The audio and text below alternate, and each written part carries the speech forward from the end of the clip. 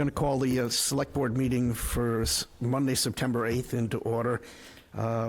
In first order of business, I'd like to take a motion to go into executive session where we will be coming back at the end of that to come into the public session. Mr. Chair, I'd like to move that we go into executive session For joint meeting with the planning board, executive session pursuant to provisions of general laws, chapter 30A, 21A3, to discuss strategy with respect to collective bargaining or litigation if an open meeting may have detrimental effect on the bargaining or litigating position of the public body, and the chair so declares. Christopher Wise versus Harwich Planning Board, Barnstable Superior Court, CA number 2172 CV 00239. B, pursuant to Mass General Laws, Chapter 30A, 21A7, to comply with or act under the authority of any general or special law or federal grant and aid requirements.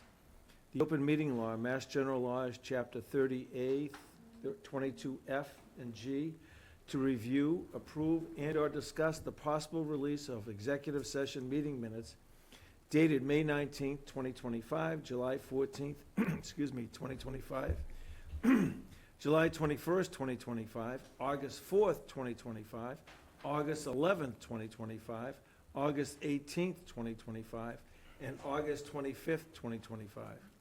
Second. It's been moved and seconded to go into executive session for the reasons outlined. I'll take a vote. Pete? Aye. Nita? Aye. Mark? Aye. Jeff? Aye. And I'm an aye. We'll return no sooner than 6:30 p.m. We heading downstairs? Back into session, we called the open session at 5:15. We went to an executive session, and we took action on a number of minutes relative to accepting and releasing. And with that, I'll hope you join me in the Pledge of Allegiance. Allegiance to the flag of the United States of America, and to the republic for which it stands, one nation, under God, indivisible, with liberty and justice for all. All right, under staff comments and announcements, I'm going to start with one thing, and I'm going to ask Tony to do the next. It's not a consequential conversation, but in order to get into an executive session, you have to have an open session. So I want everybody to understand as they're watching the meetings about why these guys aren't up at 6 o'clock and they're not on time. The meeting actually begins to go into executive session. That's a public session vote. And you will note on these that we're trying to make it clearer. The session begins at 5:15. We take a vote. We come back. We go into executive session, and we come back again to reconvene in the public session. So it's not that we're late, it's just that that's how this lays out. And Tony, would you like to? Thank you, Mr. Chair. I have a couple of announcements. Let me start with just in general. So the board, over the Labor Day weekend, received a open meeting law complaint from Mr. Ron Beatty. So that will be heard next week on 9/15. The board is obligated to, within 14 days of receiving that, to review the complaint, prepare and provide a response back to the individual and to the Attorney General's office. So the chair asked me to just let the public know about that, and you'll hear more about that next Monday, the 15th. In addition, this week on Thursday is the 24th anniversary of 9/11, so I just want the public to know the fire department, as they have done every year since then, will have a remembrance ceremony at the fire headquarters on Sisson Road at 9:45, and the public's invited to that, and we hope those that can attend will be there, but if not, please take a moment to remember the events and those we lost and those that are still impacted by that today. Lastly, the chair of the ZBA asked me to make a public announcement. They have a continued hearing on the comprehensive permit for Pine Oaks coming up on September 17th. It'll be at the 204 Cultural Center.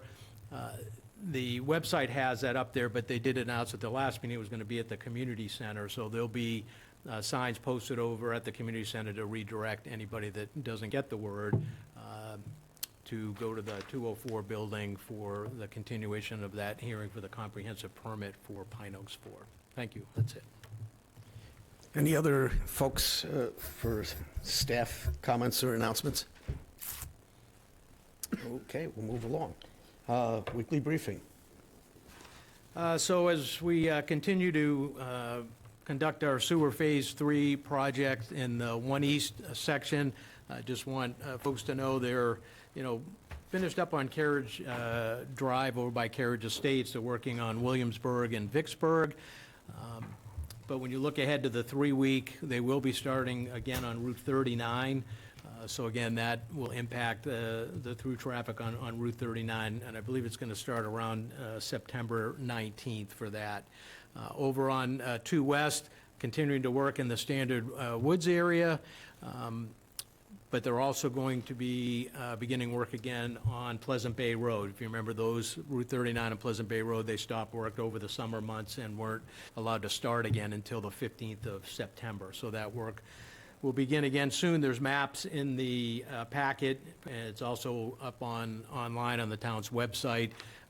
For most of the roads, it will be residents only, but follow the signage, and we'll have public safety officials there to help guide anybody that might need that. Just as an aside for that, the sewer regulations that went to Chatham for approval, we got a request for a little bit of additional information from Chatham, mostly to provide the current and expected flow rate data in the system. Again, just as another data point to confirm that with the addition of Great Sand Lakes, we'll still be well under our 300,000 gallons. So we're hoping that in the next couple of weeks, we'll get an approval back on our sewer regulations. And then, of course, we're waiting for the Chatham Select Board to approve the inclusion of the Great Sand Lakes extension into the IMA. So no additional words on that.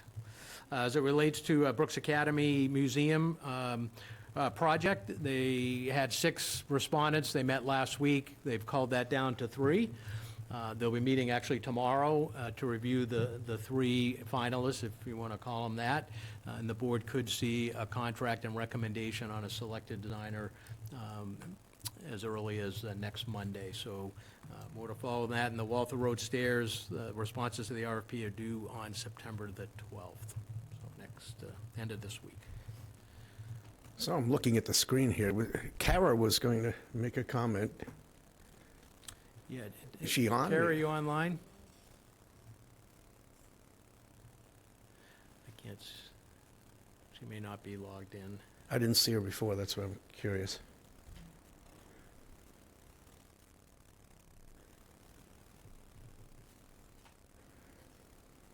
There's Sally, there's no Sarah. Oh, Kara. I don't see her name either. No. Well, we'll do a placeholder. If she shows up, we'll Okay, we'll try to keep an eye on it. listen and out of order. Okay, that's the end of weekly briefing. Public comments. Any public comments or announcements?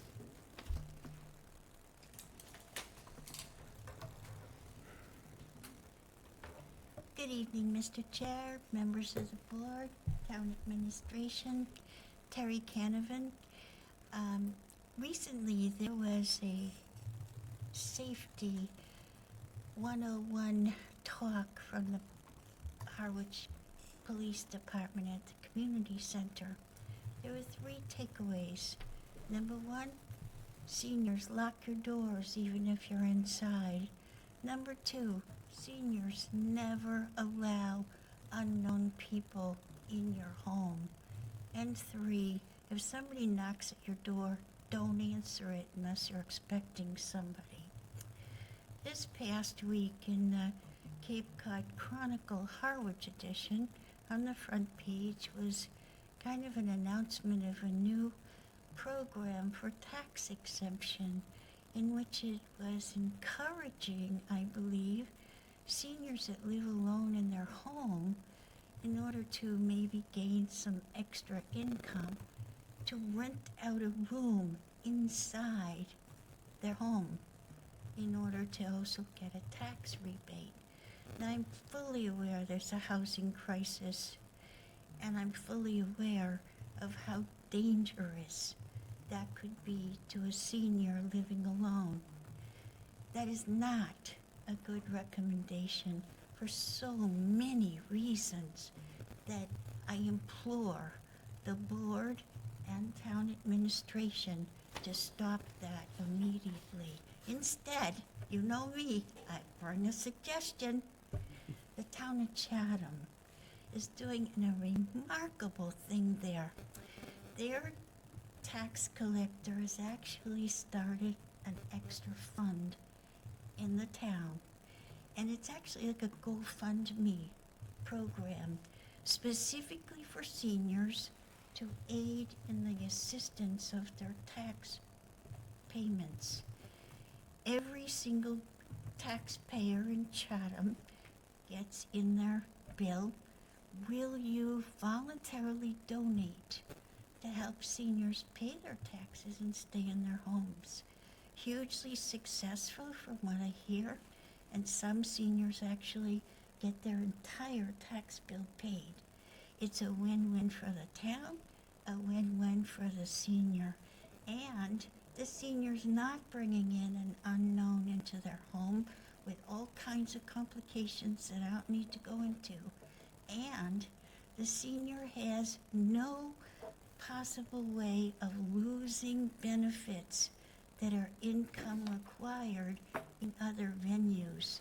And I don't think any of that was looked at, and I'm very, very disturbed by it. The chairman of the Harwich Board of Assessors is also the chairman on the Council of Aging Board of Directors. It's inexcusable, in my opinion, that this could even surface. It shows a total lack of concern, of knowledge that seniors must be safe, and that they get other benefits that would be adversely affected, such as mass health, health safety net, supplemental social security income, food stamps, fuel assistance. They could lose so much money for $1,000 tax exemption. We can do better. We can try what the town of Barnstable's doing. For residents, they actually give an exemption off of the value of the home before the tax is calculated. Now there's something. Why aren't we doing that here? Why aren't we doing what Mr. Kelleher informed me that the town of Chatham is also doing, that they are charging non-residents a higher tax rate than the residents? There are lots of things we can do to help our seniors in this town, and we must start forward thinking. We do not need to look in the rearview mirror and operate this way. We need new ideas in this town. We need people to move forward, and we need to keep our seniors safe. Thank you so much for listening. Thank you. Perhaps the board and the town administrator would consider the immediate removal of the Harwich chairman of the Board of Assessors and the Council on Aging Board of Chairman on the Council on Aging as well, because he clearly doesn't have a clue. Thank you. Moving along. Is there any other public comment? Before we go to the next portion of the meeting, I got thrown off by Karen not being here. She's not going to be logging on. No, I get that, but I'm just saying I got thrown off a little bit when she wasn't here, and I did want to say something. A number of us got an email, I believe Tony did too, and I wanted to share the good news. An individual who is using a number of the beaches under our jurisdiction sent a letter in extolling the virtues not of one, but of all of the lifeguards at the beaches. They were helpful to her. She was infirmed. They helped get her out of the water. She was extremely grateful.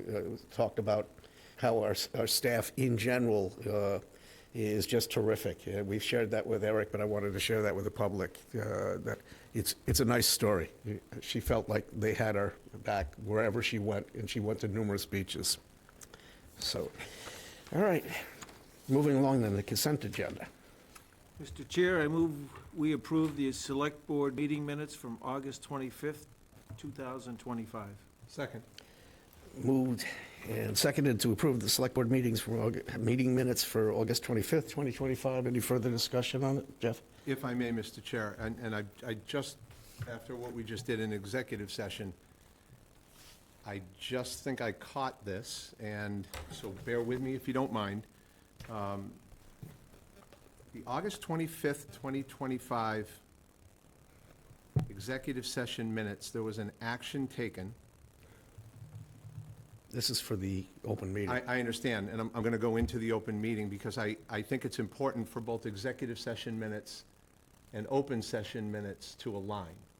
And correct me if I'm wrong, I very well may be, but in executive session regarding item C, to review, approve, or discuss the possible release of executive session meeting minutes dated August 4th, 2025, there was a motion, there was a second, and the action or the vote that was taken was a 2-3 vote, with Mr. Handler and Mr. Piekarski voting aye, and the other 3 board members voting no by roll call. But if you look at, now I go to draw your attention to the open session minutes, it states, Mr. Howell said there is nothing to report from executive session other than, since the agenda was originally assembled, the port has elected, so forth and so on. So I'm just asking if a resident of the town of Harwich took these 2 sets of minutes, the executive session minutes, if they're when they're released, and our open session minutes, they do not align. I'm not getting what you're saying. Okay. There was an action taken, There was no, on the 25th. which resulted in those minutes not being approved, so there wasn't any action. Well, that was an action. The board took a vote. As, like tonight, when you came in and you stated that the minutes, in executive session, we took several actions on the minutes. I just want the public to understand that there was an action on the 25th. So, and I know that we cannot go and alter the open session minutes because that is in fact what was said. But I'm just pointing out that they do not align. That's all. So we can leave it at that. These, of course, are minutes from the prior meeting, not The tonight. 25th. Not tonight. No, but we're approving open session minutes from the 25th. That's these. So I just, again, wanted to bring that forward. So if there was a remedy, we could remedy it. If there's not, There is no remedy if something was not passed. okay, And a 2-3 vote means it did not pass, so that there was no action. I understand there was a 2-3 vote. Thank you. Okay, so we do have the open meeting section of this. Pete? If I could, Mr. Chair, on page 6 of the minutes, 29 of the packet, if you're following along at home, the second paragraph related to the use of counsel. I don't know how long it is in here, but perhaps the 8th line down, it talks about it should come to the select board first to formulate all questions. I hope I didn't say select board, I may have, but I'd just like to review that because my intent is the board. So it may not be a request coming from this board that's going to council. My thought process is, rather than just one individual member of a board or committee sending a request to council, it should go before their entire group so that any question can be formulated and submitted. Yes, and to your comment, this is a future action. Tony and I have spoken about the process internally that does not relate to the select board itself and how that's going to work. Which is fine. He's working on a form. Specific to these minutes, I didn't think I used the word select board in that fashion. I just like to have it reviewed, well, unless it's accurate, unless I slipped. Pete, you're on page 6 of, A 5-page. Of the minutes. okay, Page 29. page 29. of the packet. Yeah. I see. You want to hold them until we review that, then? You know, I mean, as it's much not- as it's not a major factor in life, it's significant in my statement related to the use of counsel. All right. Jeff, do you make the motion, or I did make the motion. I think Mark seconded, so you want to... you want to withdraw your second? I'll remove the second. I remove my motion. Okay, we'll just bring it back after we check out what was actually said. Okay, B. Mr. Chair, I move we vote to accept a gift for the Health Department from Shaw's Star Market in the amount of $2,500 in support of the People's Fridge. Second. Moved and seconded to accept the gift from Shaw's/Star Market in the amount of $2,500 for People's Fridge. Any further discussion? Hearing none, all in favor? Aye. Any opposed? It's unanimous. D. Mr. Chair, I move we vote to accept a gift for the community center from Christopher Sini, the Bridge Camp, in the amount of $200 for additional programming at the community center. Second. Okay, it's been moved and seconded to accept a gift for the community center from Christopher Senni. Any further discussion? Hearing none, all in favor? Aye. Any opposed? It's unanimous. Mr. Chair, I move we vote to accept a gift for the Health Department and Conservation Department from Whole Foods Hyannis in the amount of $867.04, for a donation of 96 bags of starting soil and potting mix for the community and people's gardens. Second. It's been moved and seconded to accept $867.04 as a donation. You're going to be helping them dig and plant? Just to clarify, that's the equivalent of the 96 bags. Yes. I'm assuming that, I'm not sure how they came up with the 4 Correct. I cents just for the wanted to- 96 I wanted bags. folks to understand, we're not receiving $867. These are really precise calculations if they can come down to 4 cents. Mr. Chair, I move that we vote to accept I the think gift. you already did that. Oh, I'm sorry, you didn't. We're good. We're just discussing. Okay. Any further comments? Hearing none, all in favor? Aye. Aye. Any opposed? It's unanimous. And then E. Mr. Chair? Yeah. I move that we vote to accept a gift for the Health Department and Conservation Department from Harwich Conservation Trust for a 6x8 greenhouse to be used for the people's garden. Second. Moved, seconded to accept a gift for the Health Department and Conservation Department from the Harwich Conservation Trust for a 6x8 greenhouse. Any further discussion? Hearing none, all in favor? Aye. Any opposed? It's unanimous. You'll have to forgive him, the executive session went too long. Okay, next up, presentation for needs assessment presentation by UMass for the Council on Aging.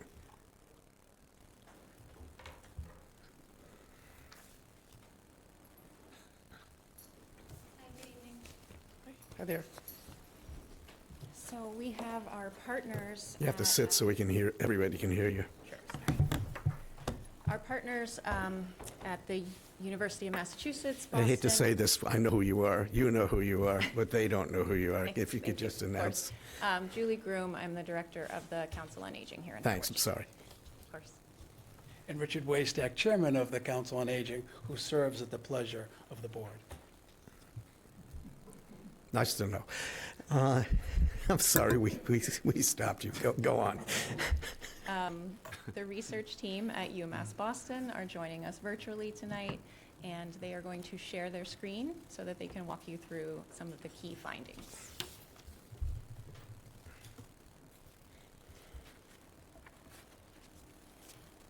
Who's presenting? Is it Katie So, or Claire? Claire, I believe, is the primary presenter tonight. Okay. Yep.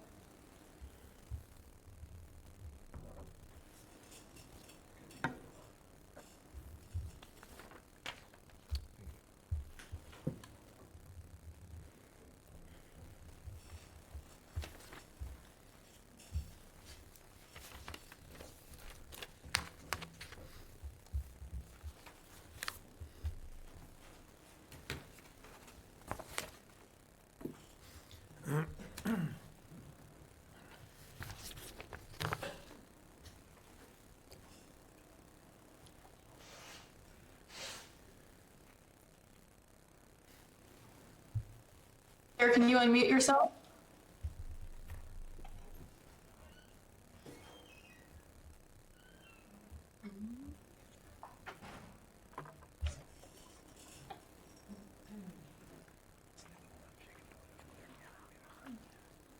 You try the three dots to the top right of your picture.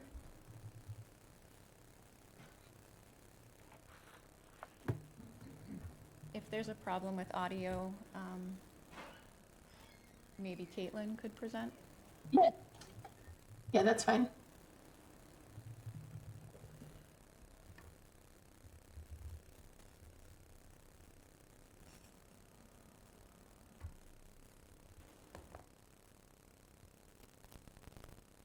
Caitlin, do you want to proceed? Yeah, that's fine. Good evening, everybody. Thanks for having us. I know we don't have a lot of time. We just wanted to give a overview of the findings of the needs assessment that we've been engaged with over the past year-ish, and wanted to thank Julie and the staff and the Council on Aging Board, as well as the Friends of the Harwich Council on Aging for their support and guidance of the work, and also all of the residents who took the time to turn in a survey or participate in a focus group. The quality of the data that we have to share is really only as good as the data that comes into us. And we had really wonderful response in Harwich. And so I'm excited about being able to share this with you. Caitlin, can you share your screen, please? Yeah, I was gonna say, I seem to have lost my slides, so let me Thank you. pull them up. Mm-hmm. While we're doing the waiting, I just want to recognize the Friends of the Council on Aging. The president is here tonight, Bob Hamilton, and back, and it was not, without the Friends, we could not have had this study done. They actually financed this study for the town. So they should be recognized, and some of their board is with them tonight. Thank you. Thanks.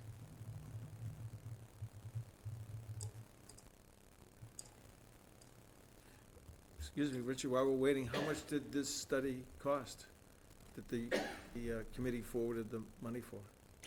The total cost of the study, which was a comprehensive needs assessment, came to $35,000. And, That was funded by the Friends of the Council on Aging. well, thank you so much. And what you'll hear when they get on, the involvement of the community was tremendous. The response rate to the surveys that were sent out were some of the highest I've ever seen. You've gone through a few presentations in the last few months, and you've had surveys and different meetings done. But this response rate from the demographic of this community is by far one of the highest I've seen. And when they're ready, they will get into those numbers. And just so you know, we're going just at the needs tonight. We're not looking at the recommendations, because the board has not had the opportunity yet to vet the recommendations. We understand municipal finance, we know the difficulties with them, and before we look at any enhancement of services, the board needs to vet, along with the Friends and the staff, what we can accomplish from the study. Just for the public, the council. This is the board. Three councils. The Friends of the Council on Aging, who have advocates and help fund. We have the Board of Directors of the Council on Aging, and then we have the staff under our director, the town's Council on Aging. So there are three different entities involved. Thank you, Mr. Chair.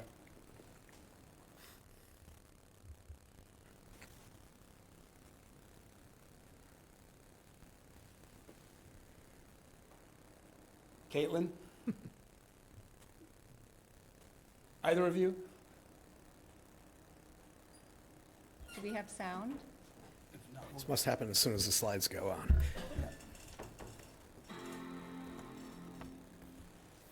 To be very frank with you, I don't want to hold their time because they're so tight. If necessary, we have copies of this presentation. We will bring in, if we need to, and have someone come in. But we want to see this presented. I don't want to take time if it's going to be, if we can't have the sound of the folks who did this study. It's an important study. We want to discuss with the community the needs of our seniors and their advocates and their caregivers and families. If we're not able to get either Caitlin or Claire with their sound, we will postpone, and I apologize for not having this available tonight. Ladies, any chance of either of you?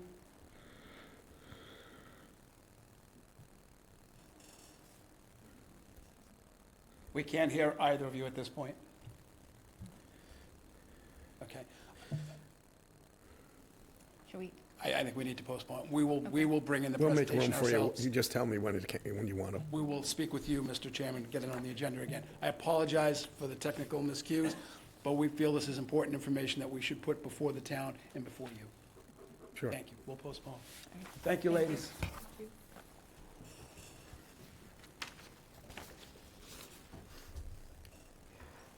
Okay.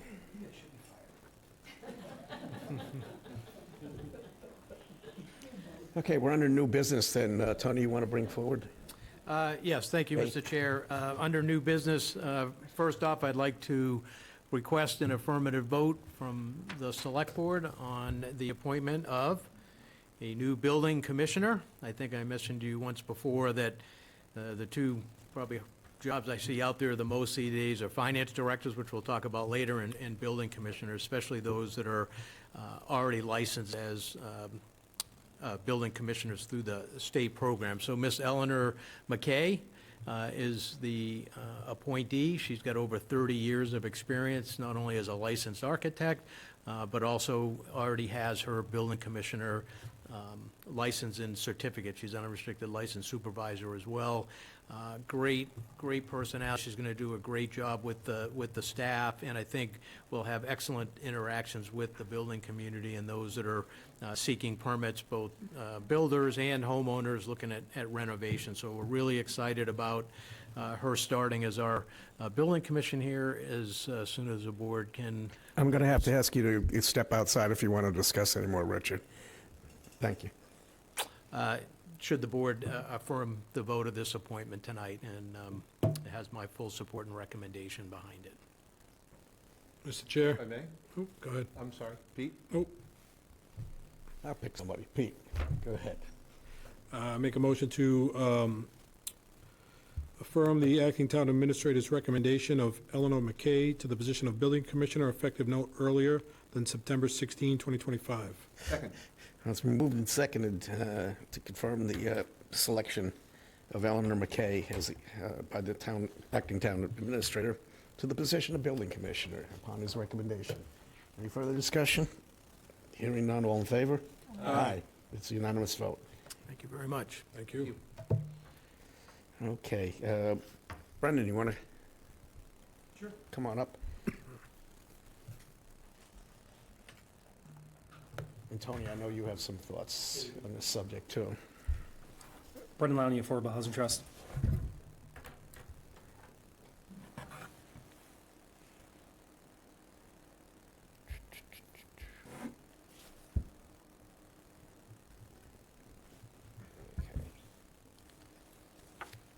All set? You want to kick it off, Tony? Yep, thank you.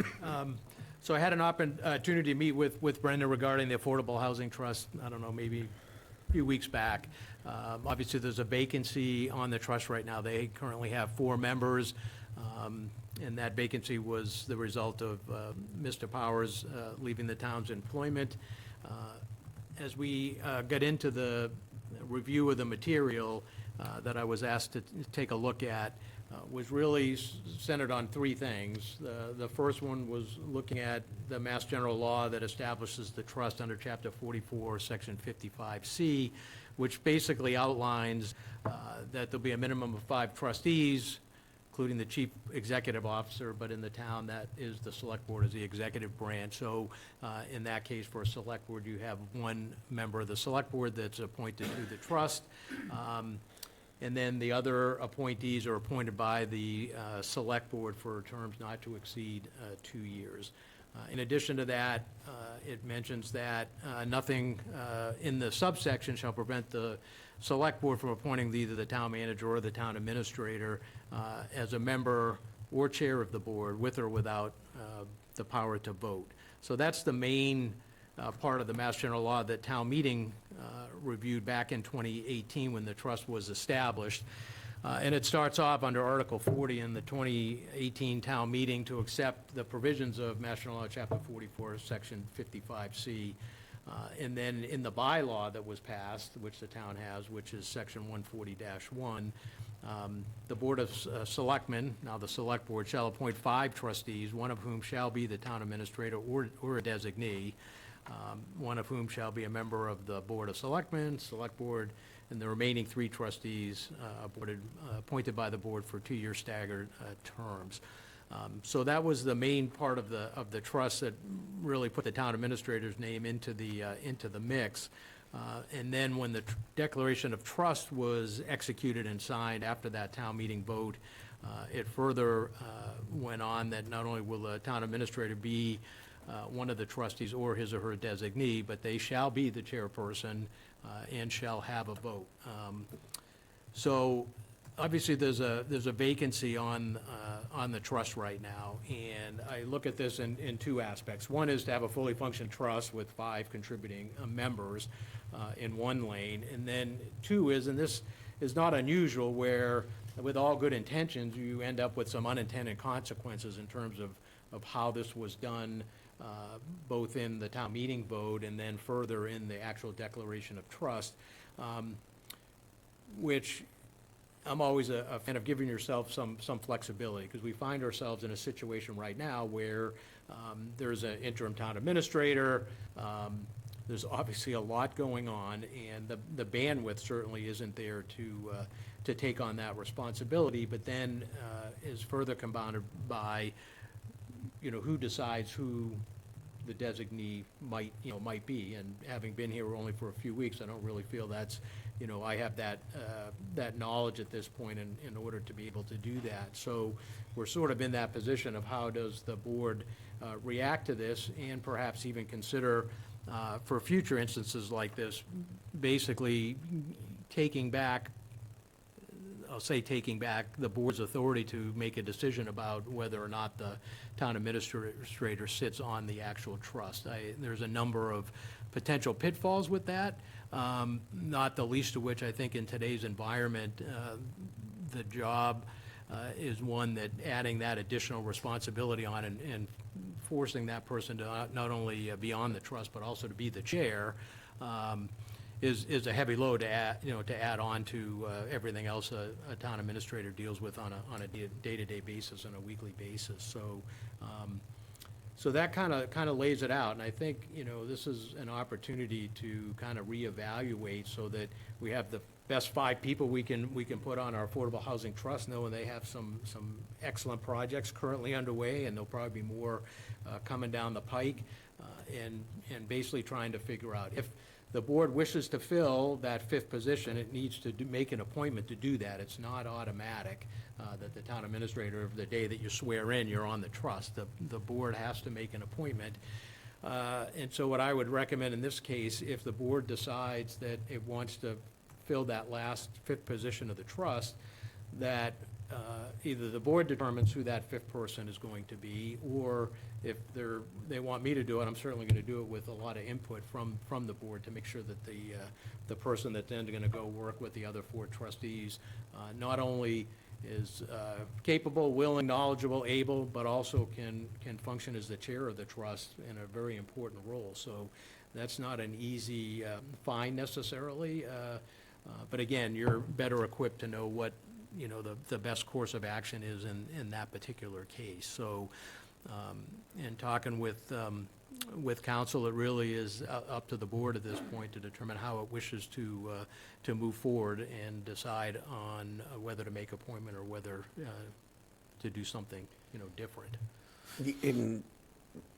Before I throw it over to Brendan, there's been 2 more legal counsel opinions since the original one from Katie Klein that you were in receipt of. It got to the point where Lauren Goldberg, the principal partner, was involved today. Talked to Tony and corresponded with me. It's her opinion. I mean, just to clarify, it's not Tony's opinion. It's her opinion that we had always been under the obligation, even with a town administrator being on that, or having a designee go on that there had to be a confirmation by the select board. It just didn't happen automatically, and that was what she said, gave us an opinion today, mainly based on the language of this, that we will appoint a board of 5 people. Now, if you take the town administrator out of that or the designee out of that, that's only 4 people. Mm-hmm. So it's her opinion that we have to work together to try to resolve this. I mean, we have talked about possibly Tony bringing forth a name so that we could have the interview committee interview them and do it as a normal interview, because that's what Lauren was suggesting today, that it be vetted just as any other appointment was done. So with that, I mean, I think that's what what we're looking for, the trust. I mean, everything Mr. Scabby said, it was right on. What, I still have an underlying issue with the town administrator. I like the fact that the town administrator would be part of the trust, but that's maybe a different discussion. Today I was looking to maybe come in and say if we could do an interim appointment, or in this case, stick with the process until we have time to change it. I don't think we would hit town meeting next year for this or the year after. actually, we could. We could, well, Yeah, that'd be there's to you. plenty of time for that. But, no, In the near term, we got to get you whole so that you can move forward. Yeah, if you're gonna do that process, if Tony wants to put up a candidate, and you wanna go through the interview process, if we can get someone, that would be great. And the reason being is, as we're all volunteers, it's just a lot of work, to do. Bob Spencer, Claudia, Jeff, and myself, there's a lot to spread around, but having chair, it's, you know, and someone who could put in that 12 to 15 hours a week, that's what it really needs, so. And this is no different than a number of other things we're dealing with right now. And Tony and I have been dealing with different legal counsel over the last couple of weeks, and we've been getting multiple opinions on the same issue.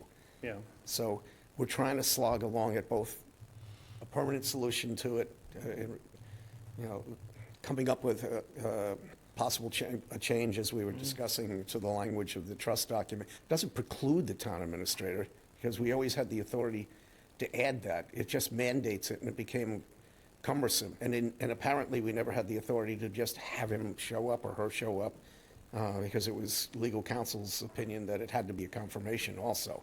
you have to appoint, yes. Yeah. Yeah, agreed. So, yeah, but we hadn't done that before. So I'm just saying, we're slogging through this, and we're just trying to fix it. Yeah. So the near-term problem is we're still discussing, you know, who that might be. And the long-term is, we have plenty of time to put it on a warrant. We have until like January to, you know, come up with a, If you do come up with an idea, can you present it to us? I know yeah. the process starts with the trust, and then, of course, has to be approved by you if we do change the trust docs. So it'd be great, whatever your suggestion is, if you could send something in writing so we can actually prepare for our next meeting, that'd be great, or the meeting after. yeah, That'd I be mean, we fantastic. definitely plan on doing it together, but Yeah. the question isn't about who does what. It's ultimately, we got to do this together. Yeah, no, agreed.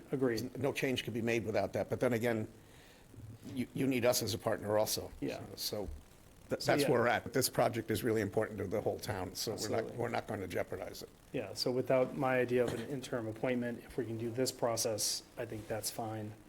And to get someone as soon as possible, that'd be great. Okay. Awesome. Yeah, Mary. Mary Anderson, Harwich. I understand process and I respect process, and if that needs to be changed, I'm all for that.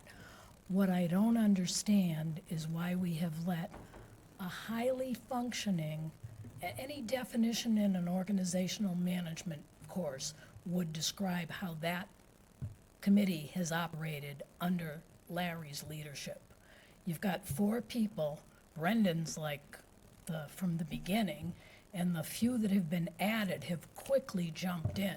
You go to their meetings, they're collaborative, I'll do this, you do that. Why in the name of God do you want to back Larry out of this, when right here tonight, you could say, let's put Larry back in and let that committee continue to function as it was intended? I do not understand. And I'm going to go one step further.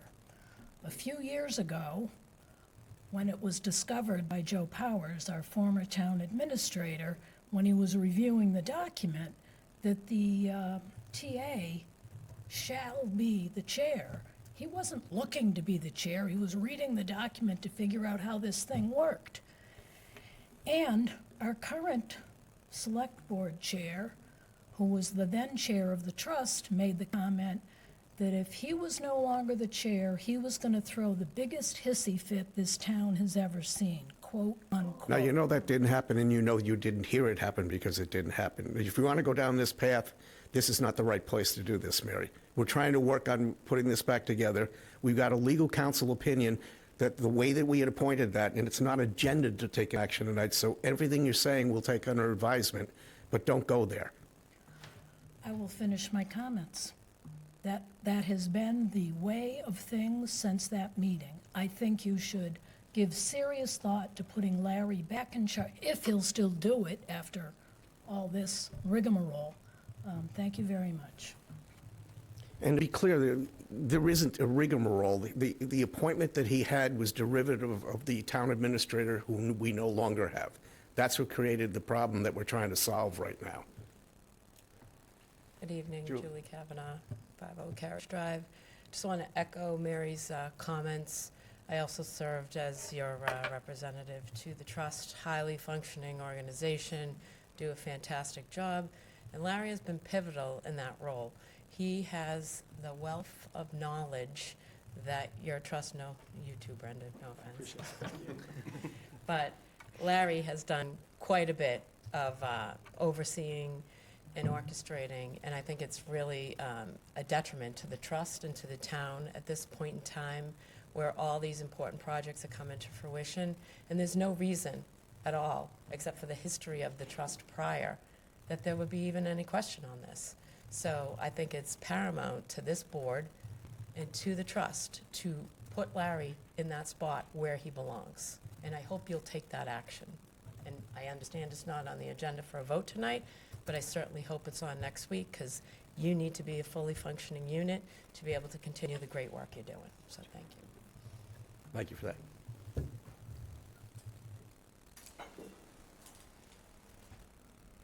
Terry Canavan, as a senior taxpayer in the town, I fully concur with the conclusions of Mary Anderson and Julie Kavanaugh, and I implore this town board and administration to do it without hesitation. Thank you so much.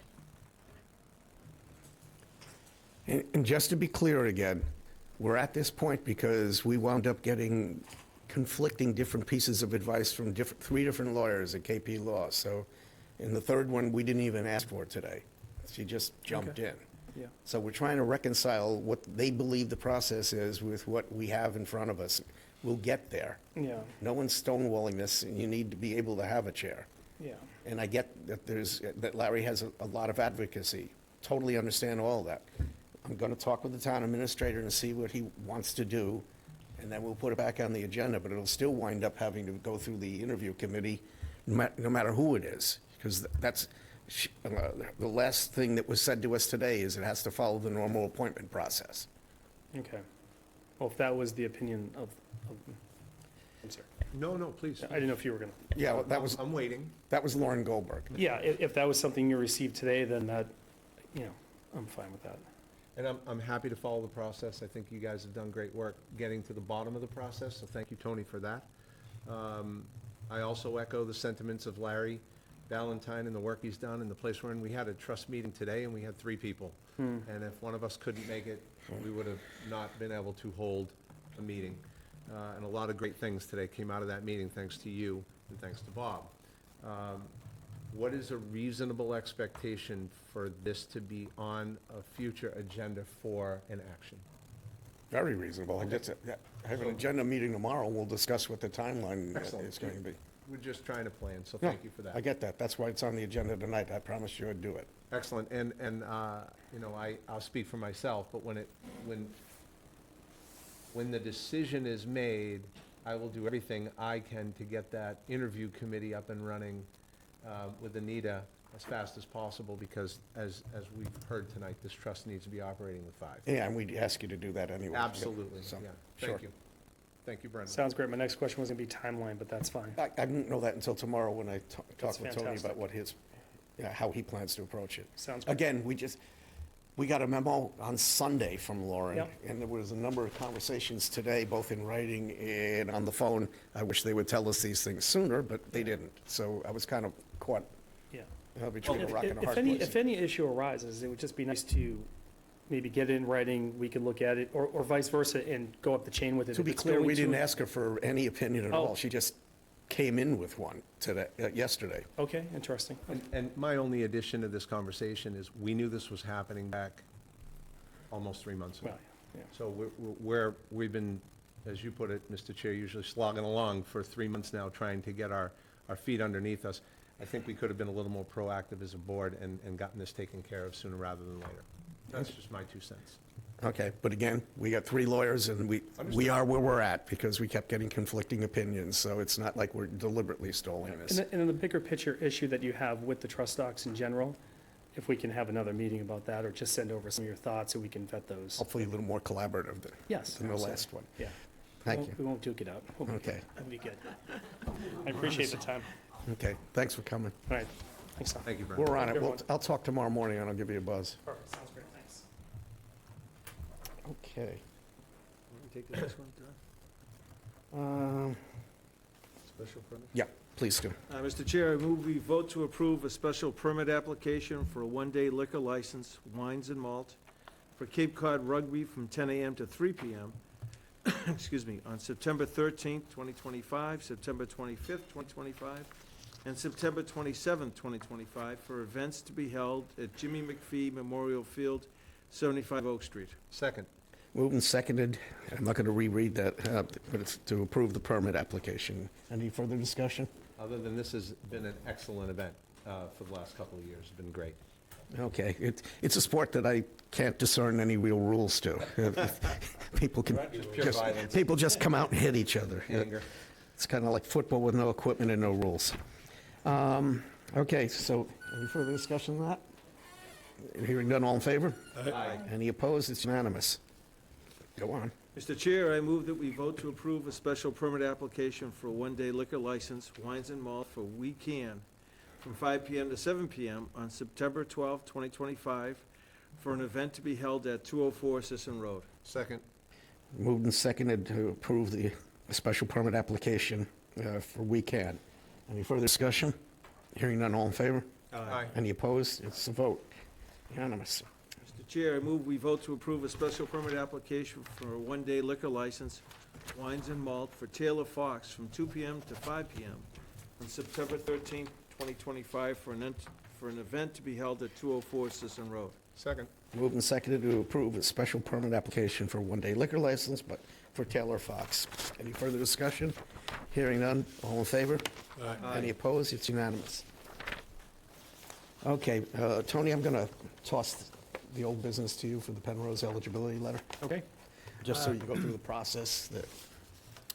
So a while back, Penrose was before the board to present the background, basically, for their project eligibility letter application that goes up to the state as part of the process for them to apply for tax credits and other things. The board was asked about a potential letter of support to be sent up as well to show the town's support behind the project.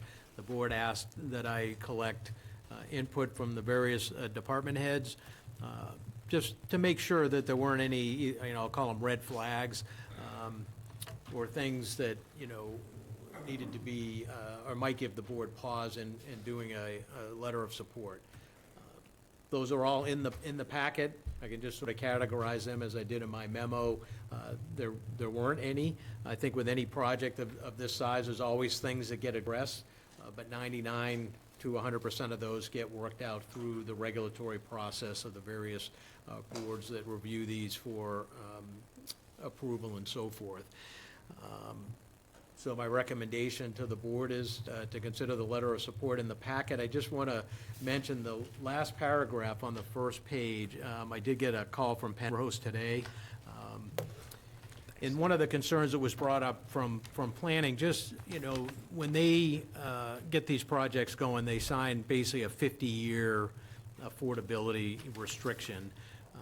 Certainly, we hope that these units stay in our affordable inventory for a very long time, perhaps forever. But as the way these projects work and with financing, with their lenders and all of that, 50 is really all they can do. And what ends up happening is, as they get 15 years into the project, once it's completed, and they're looking at capital improvements, new roofs, other major capital improvement projects, because of the way these are structured, they typically go in for refinancing. As part of that, they go back to the state again to help offset some of that cost, given its affordable nature. And usually at that time, they end up signing a new, an extension basically on the affordability and sign new 50-year letters, so it's a moving target. And I think keeping the inventory in the town's affordability stock for the long term will happen organically through the way these projects go through their life, if you will. And so my recommendation, there are mechanisms there. There'll be discussions as they get ready to do this and apply for perhaps new financing at the 15 or 20-year point during capital improvement projects, that we actually just strike that paragraph so it's not confusing to the state. And I talked to Christine, our community development director and planner today, and she also talked to Penrose. And so we're very comfortable that those mechanisms are sort of built into how these projects go through their useful life over the course of time. So other than that, any comments on the letter, my recommendation, we strike that last paragraph in the first page. And then if there are any other things the board wants to see either added or changed, you can, let us know when you have your discussion. Thank you, Tony. Brendan, I'm glad you're here, because I've got a couple of questions relating to this. I talked with Larry quite a bit about this over the last couple of years, because I remain interested in making sure you guys are successful at what you're doing. And the conversation related to how long the restriction would be in place, I know that he had it in his mind he was originally going to look for 99, but my question is, do they wind up owning land in this transaction, or do we wind up with a long-term lease? It's a long-term lease, 99 years. So that we have some sort of mechanism Correct. to ask them to extend this, because we don't have to extend the lease. And I agree with Mr. Scavvy. I did speak with Christine and Penrose as well, and got a couple of emails. And that fifth paragraph, I would just omit that altogether. And that was a very big topic when we were in the negotiations with the LDA and the ground lease. The 50 years was the max they were going to do, for various reasons. But again, the lease is what, 99? 99, yeah. And the lease does express it's for the purpose of providing affordable housing, correct? Correct, So, correct. okay. But 50 years. There's a backdoor way of getting into holding them accountable to this. Correct, correct. Yeah, so ultimately, the letter looks great, but that fifth paragraph would be ideal if it was just omitted. Okay. Anybody have anything further for Brendan? Want to make a Any motion? questions on the next step, or do you guys want to know next steps, or like sense? It's not agendaed that way, but I mean, right now, I'd be happy to get you the letter to send the project Yeah. eligibility Why don't letter we do in. that? Mr. Chair, Yes. I move that we, as a select board, send the letter of support, approve and send the letter of support for the project eligibility letter for Penrose LLC. Absent. As presented. No, it's presented this way. Excising the second to last, the last paragraph of page 1. Exactly what I said. Okay. You're a second? Second. Okay. Richard? Good evening, Mr. Chairman. Richard Waystack of Harwich. And the Board of Assessors, working with Community Development and the Housing Advocate, is coming up with a housing monitoring policy. Basically, over the years, no one has been monitoring when these properties are coming off the affordability list, whether or not they're coming to the expiration, whether or not they're being renewed, and how are they being taxed. So we have done a rough draft. It has been run up the pole, so to speak, with Community Development, with the Housing Advocate, and it's our hope in the next month to have a formalized policy so that there is an employee in the town who is monitoring every affordable project in town, so that you will know well in advance if something's coming upon their 50-year, that it needs to be renewed, so that you can have discussions with any of these project developers well ahead of time. It's not been done. It needs to be done. So we've created a policy with, again, the Housing Advocate and the Community Development Director to come before you as a town policy. I know it'll go through your reading policy, your first and second reading, but I think that will alleviate a lot of the concerns about some of the affordability and the tax credits that are given locally for any of these developments. Don't go anywhere. I've been trying to be proactive in this myself, in talking about, in general, the eligibility. I just caution you that in Pine Oaks, one of their phases phased out of the shy list but it nonetheless has a restriction under contract by HUD. They can't operate it as anything other than, I think it's 30 to 40% of affordability. It's pretty low end.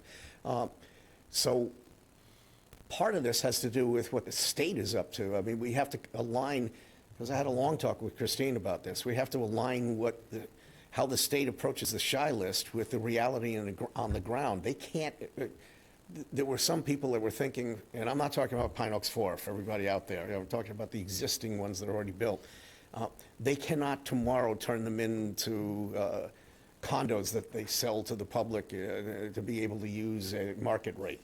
They're prohibited from doing that. Their entire funding structure came from HUD. They had to sign a contract. And how that doesn't align with the state in their shy list, I do not know. But that's another component of this that we have to explore, is how do they arrive at this? And you've also seen where we've had pilot programs where payment in lieu of taxes that have occurred with some of these developments.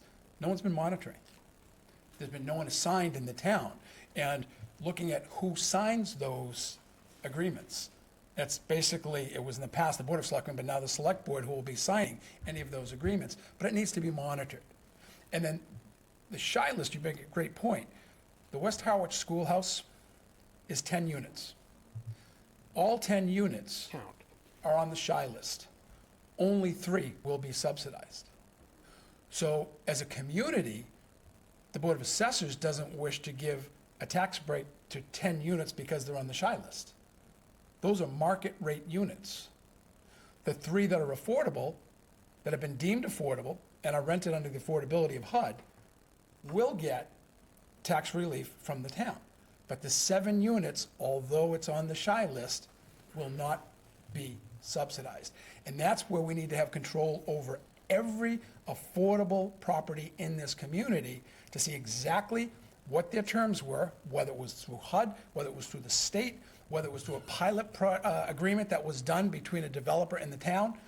We need to see all those. So we're still digging on our end from the Board of Assessors to see who signed the agreement, what date was it signed, how long was it signed for, and what are the requirements of that pilot program, the payment in lieu of taxes. So we will be before you hopefully within a month or so with a policy for you to look at that I think will be very beneficial to not only this project, but any of these projects moving forward. 2 things. First of all, for the public, shy, it doesn't mean that it's You started. unwilling to go out in the public. It's a subsidized housing inventory list. So the second thing is think bigger than what you were talking about. If Chloe's Path had been approved, there would have been 100 units. We would have gotten credit for all 100 units, but only providing affordable housing for 25 units. The rest of them would be market rate. 5%. Yeah, right, exactly. Yeah, the rest would be market rate. But the point of that is, once we hit, if we could So ever we have hit- to be able to examine that. Correct. But if we look at that, if we reach that 10%, then some of these 40B projects coming in are looked at differently. Now, will we ever get to that 10%? I'm not sure in my lifetime I'll see it here in this community. But when something is, when you get allocation on the shy list, it goes toward that 10% inventory that could be very beneficial for the community. Totally get it. I'm just saying there are a lot of moving parts, and we all have to make sure that we are cognizant of what they are and what their impact are. And that's why we will look forward to your input when we come up with the policy, as well as administrations, to say, is this monitoring policy done well enough? Is there a person, and if a person leaves, or a position leaves the community, who is then responsible for monitoring that? Thank you. Okay. It's been a long time. We still have the motion for the letter. Was that yesterday? Okay, so we need a vote on this. And Pete, you... Before we vote, Mr. Chair, so I don't have any language to offer up, but I still have concerns about the egress onto Queen Anne, so close to the 124 intersection. And again, I don't have language to propose for this letter. However, it's a great concern of mine, and therefore, as written, I won't support the letter. I'm not sure that that is a deal breaker for them receiving funds. And I'll just caveat that, many people have an opinion that if you talk about traffic concerns or safety, that you're anti-housing, and that's not the case at all. In fact, it's quite the opposite. What I don't want to see is folks who live in this particular development and/or folks who live nearby traveling Queen Anne end up with unintended consequences such as car accidents or pedestrian hits. So, again, I won't labor on, that's my concern. I don't believe Penrose has really given it much consideration after some comments have been made regarding that egress. And perhaps they feel that they're land-tied, landlocked, and cannot. But I think it's a bigger issue than is given credit right now. Sure. Now, I will say in defense of the whole process, it was about 6 weeks ago that Penrose came in, 4 to 6 weeks, something like that. We did bring up, I mean, I brought up, that if you head towards the Route 6 overpass, that would be significantly away from the intersection of Queen Anne Road and 124, and it wouldn't impact, it would actually help disperse the traffic. I agree, we've. And they seemed receptive then, and I'm pretty sure that they got to go through the whole comprehensive permit thing with the ZBA too, right? Correct. I mean, so right now, we're at the Pell approval stage. This is just to get the money. Right, that gets sent, and Penrose doesn't really need the letter of support immediately, like right now. It really happens at the comprehensive permit part. But you're gonna have 30 days, if the state says, great, let's move forward, it looks good to us, they send it back here. Then you can have 30 days to respond, say, thumbs up, we want to go for it. And then from there, Penrose, along with the town, not the trust, but the town in Penrose is going to file the application to ZBA for the comprehensive permit. So it's really, that's why it's called a LIP, local, and then it's everyone together doing it. So, But I just need assurance on your end that you'll continue to bring that up, because Pete's got a point, and we did say something here. I don't want them to forget that that's really something we're urgently asking them for, is to look at the second. well, I think you could do it in your 30-day response. I mean, you could do it then. You might be talking to them sooner than that. Yeah, no, I get it. Just be nice to have everyone on board on this. I understand the concerns as well. Even, like I said, the support letter is on the early stage, but it's great that we're doing it now. I think everything Penrose can send to get the approval, because when they go in for the pre-approval, which will be in November, if they get invited to the next round, then they have 2 months to prepare. Let's say it's February, and then we won't know until May or June if we even got awarded in the first round. So the more Penrose can bring to the table, the better the support letter, is helpful. I'm just for us. giving them fair warning that when we get to the comprehensive permit part with the ZBA, that I will join Mr. Piekarski in actually saying that we need that second road. It was brought up in some of the letters, some of the egress points, I believe. It was, that's why I say the staff has that as well, public safety, police, fire, DPW. Where the only route is right now is totally insane. It is so close to the traffic light. I have seen traffic this summer backed up almost to Oak Street from, on Queen Anne Road. That's an absurdity. No one will ever get in or out. Right, and that will get vetted, in a different timeframe. I think now is not that time for that. Obviously, we want, the support. Yeah, I mentioned that to him too. Testing in November isn't going to help. Right, exactly. All right, and Jeff? Yeah, I would, Go ahead, oh, Mark. go ahead. No, please, go ahead. Okay.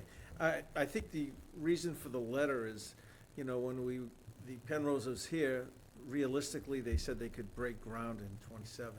And I thought the letter was a good idea to perhaps get us in '26. Absolutely, yeah. So, I would just say, we have plenty of time to work on the access and egress, but I think in need of the affordable housing, if we can show that affirmative action, we don't take away from what Pete is saying. We still have time to adjust that.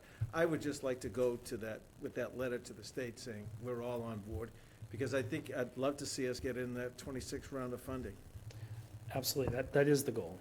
So it would just be nice to get all 5. Jeff? Thank you, Mr. Chair. I went out and sat in the parking lot of the doctor's office for a little while. Clearly have nothing better to do with my life than sit there and watch traffic. So I 100% agree with Mr. Howell and Mr. Piekarski's position. I just had to really see it for myself. I am going to support the letter because I feel we have ample opportunity to make adjustments. Yeah. So I just wanted to go on the record as another board member stating that, yes, this traffic, the way it's set up, I don't think is set up for success. Yeah. And apropos of our conversation earlier with Mr. Waystack, unlike some other projects that might come up, like Close Path or anything, this is 100% affordable, the way it's being laid out. It was gonna be an average of 80%, there'd be some Yeah, I know there's gonna be some, but 100% that- AMI, but it's an average of 80. That would be so- low end, what we were calling, without a real law that defines it, workforce housing, when it gets above 80. Correct. Yeah, but the point is that it's going to be aimed at the people that we want to have in there. It's not going to just be an excuse to wind up with $3,500 or $4,000 a month units, and they still get the pilot relief, which is something that we didn't really anticipate happening. So, I understand where Pete's coming from. Does anybody else have anything to say? The only thing I can say is I agree with my colleagues here on the board. And they do need to look into both, maybe having two avenues, getting in and out of that development. But I would be 100% supporting this letter to get everything started. I think that's a good choice. So when you talk to them, you can let them know that was the feeling when we voted. Okay. So, all right, if there's no further discussion, I'll put this thing up to a vote to support the letter that's been drafted, absent that one paragraph, to send to the state. All in favor? Aye. Any opposed? Opposed. Okay, so it's 4-1. Thank you. Thanks. Okay.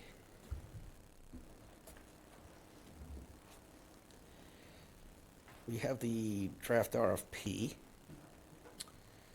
So we're coming back again with some updates to the RFP for town legal services. If I can just draw your attention to the main points that were changed under section 1.2.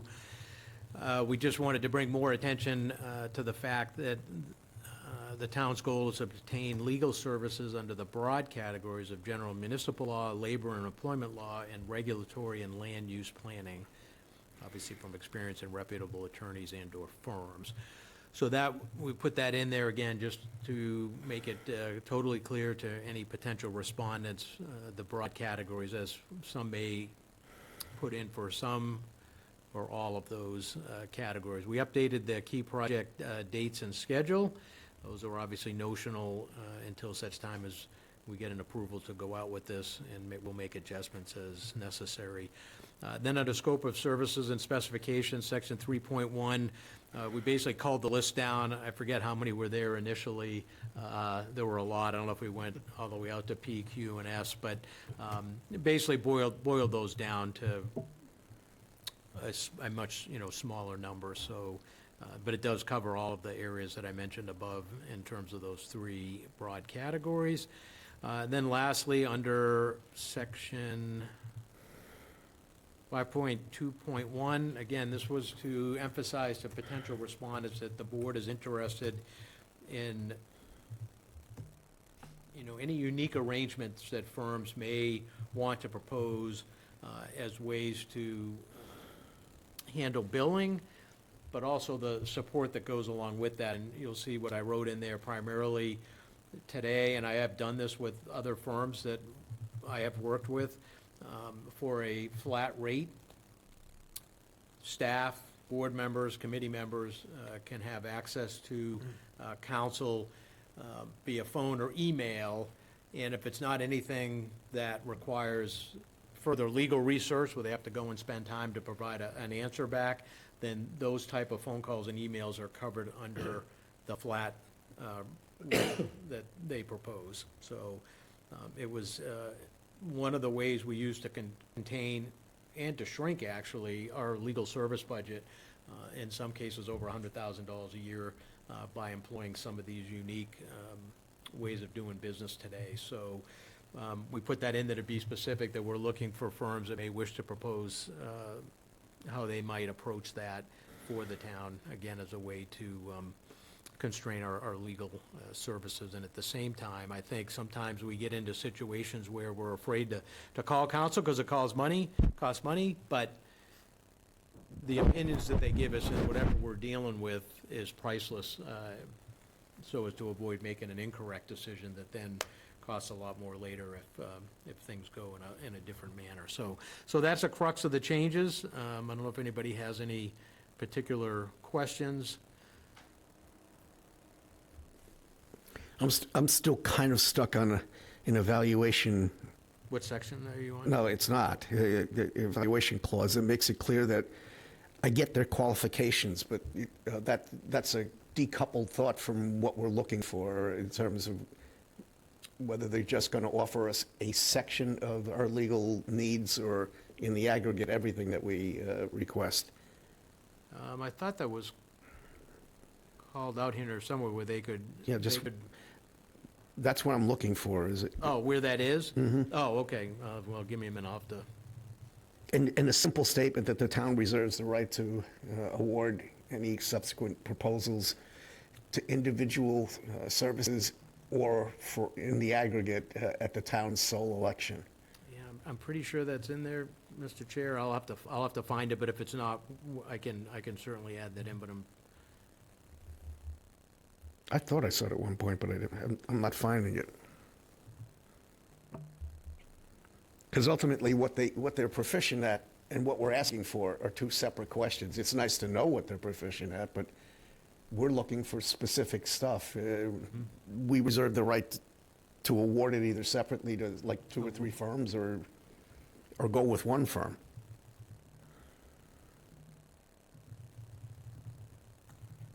I think you and I discussed the fact that Labor Council particularly, that's a very narrow and specialized field, and it's unlikely that they're going to want to bid on all of our needs, even though they might be willing to bid on just that section of it. okay, I mean, we can bring this back on the 15th. I need to find it for some. But I am interested in us moving on this, so Yeah, no, I just can't find something simple like Labor Council, Land Use slash Regulatory Council, and all other council, and then an aggregate bid. well, we identified the broad categories. It is in here where. Yeah, but I mean, the I'm talking about a firms- bid blank where you fill in how much per hour you're going to be charging for each of those categories so that you could indicate whether you're offering them all or just some of them. Oh, I see what you're saying. Okay, yep, I see what you're saying. Okay, we can work on that. I mean, that's just, it's a minor change, but it's a major implication in terms of who's bidding on stuff, because it reserves the right to us to within those categories. If somebody doesn't bid on one category, then the only way we can consider them is if we are going to award separately. And that would take, just from my own experience in this, you want a blank somewhere that gets filled out so you can quickly see that, no, he didn't bid on this or this, he only bid on that. Yep, I get it. Okay. You following me, guys? Any other comments? For the most part, it's great. I mean, if we can get to those blanks so that Yeah, it's, we'll so that work it's on that really, tomorrow. and the statement that's linked with that right before them, that the town reserves the right to award individually or in the aggregate at its sole election. Okay. We will add that in, Okay, so we'll bring that back next week. yes. And I'll show you when we do it, just so you can make sure we're responsive to what you're looking So, for. and it looks like it's primarily within 3.1, Yeah, but what you're saying is you want something spelled out for their actual bid. yeah, when it gets to the bid response page. Gotcha. That when we evaluate it, we know which Right. one, what they're actually bidding But on. the ask is in 3.1. Yeah, I got that. I kind of. Okay, I just wanted to make sure I understood where you were going. It's a format thing. I just Yeah, want to be that's able, fine. so that we can, when we're looking at it, you can quickly recognize they did not bid on. Yeah, no, I understood. I just want to make sure we're referencing back to 3.1 then as. Sure. As the document you're referring to. So it can be a big deal. We'll put it back on for next week. Okay. Next, we have, I do want to couch what Tony's come up with here, because it did occur when I had the conversation with Amy Questle, who's our lead counsel. Interestingly enough, the use of town council, while we have heard through the past couple of years that town departments were regulated internally by the town administrator, and anything else was us, that turns out not to be true. According to Amy, she's getting voluminous phone calls from staff, and it was pretty clear that that was not being coordinated with anybody. So Tony gave you what you have in the packet here. So essentially, it's a request for legal services that folks would submit if they feel they have a need to access town council. There was actually a form used in town at one point in time, and like a lot of things, it falls by the wayside. I have used this in other communities very effectively. Again, not only in terms of controlling costs, but to also have an understanding of what various staff members, whoever, reasons why they're needing to access council. So there is a little bit of, purpose there in terms of sort of keeping an eye on how much of that is actually going on. So they would basically fill out this form. It's a PDF fillable form. They describe their request, the time frame in which they need it. It would then, once it is signed and approved, they would basically present that to council, so council knows that they have been authorized to make contact, with them and provide a legal opinion. So it's pretty simple, one page. Yeah, and on the flip side of that, I had a conversation with Amy that they promised that they're going to send CCs back to the board and to the TA in order for us to know, that just in case something slips by this, that as they respond to a request, we will always get CCs from this point forward. So The whole board or the chair? I asked her to send it to us, to the chair to disseminate to the board. That was exactly the comment. It was like the whole board should understand how the usage is going. So I think we've got it covered between the form and that, but I appreciate you developing this. Yeah, and then just implementation in terms of, obviously, it's all, boards and committees, staff, with the, exception of the select board, unless you want to do something different. Well, this is in accordance with our policy, and I'm kind of reticent to tell anybody in line work how to do their job. So this is what was developed. Does anybody see anything that's missing that we would like to recommend that be in the request form? The only thing I'd like to see added under the description of the request, it asks if this is a request, the result of a vote of a multiple-member body or an individual committee member. If it's the multiple-member body, could we also include, have all members opined? In other words, contributed to the questions? Because again, that's one of my concerns, is that we're sending off a question to council, and you get 3 other members who haven't opined to be included in the discussion. So I want that to be included in the description of request. And that is how our policy was developed. And you and I were talking about that in 2005, I think it was, is that you saw part of that tonight with the planning board getting together with us. There's some value to either having them physically all together or to make sure that everybody gets a chance to throw an opinion in, because there are those occasions, and Tony and I have talked about them, where the dissenter happens to be right and everybody else is wrong. So there's no way for you to know that unless you can reflect everybody's opinions. And so I appreciate what you're saying, Pete. It probably should encompass everybody's input, because that's why we keep getting 5, 6, 7 phone calls. Because, And 5, 6, 7 opinions. oh yeah, we keep Different getting question, surprised. the different question goes back, so therefore you get a different answer. And you didn't ask it that way. So- Yes, got it. So just to be clear on the change, you want, as it relates to multi-member boards or committees,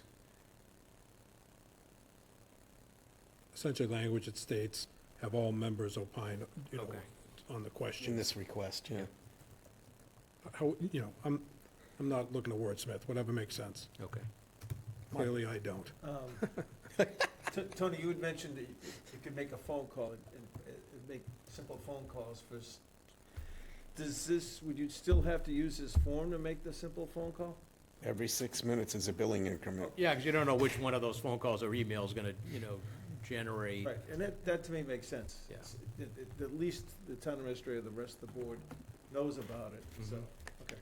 Just remember that when you're talking about how nice it is on the Cape and you wish you were here and all that, by the time you get done, you've been through one increment of a billing hour.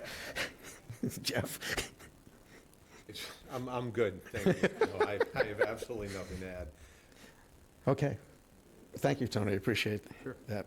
Now, we do have, I misspoke.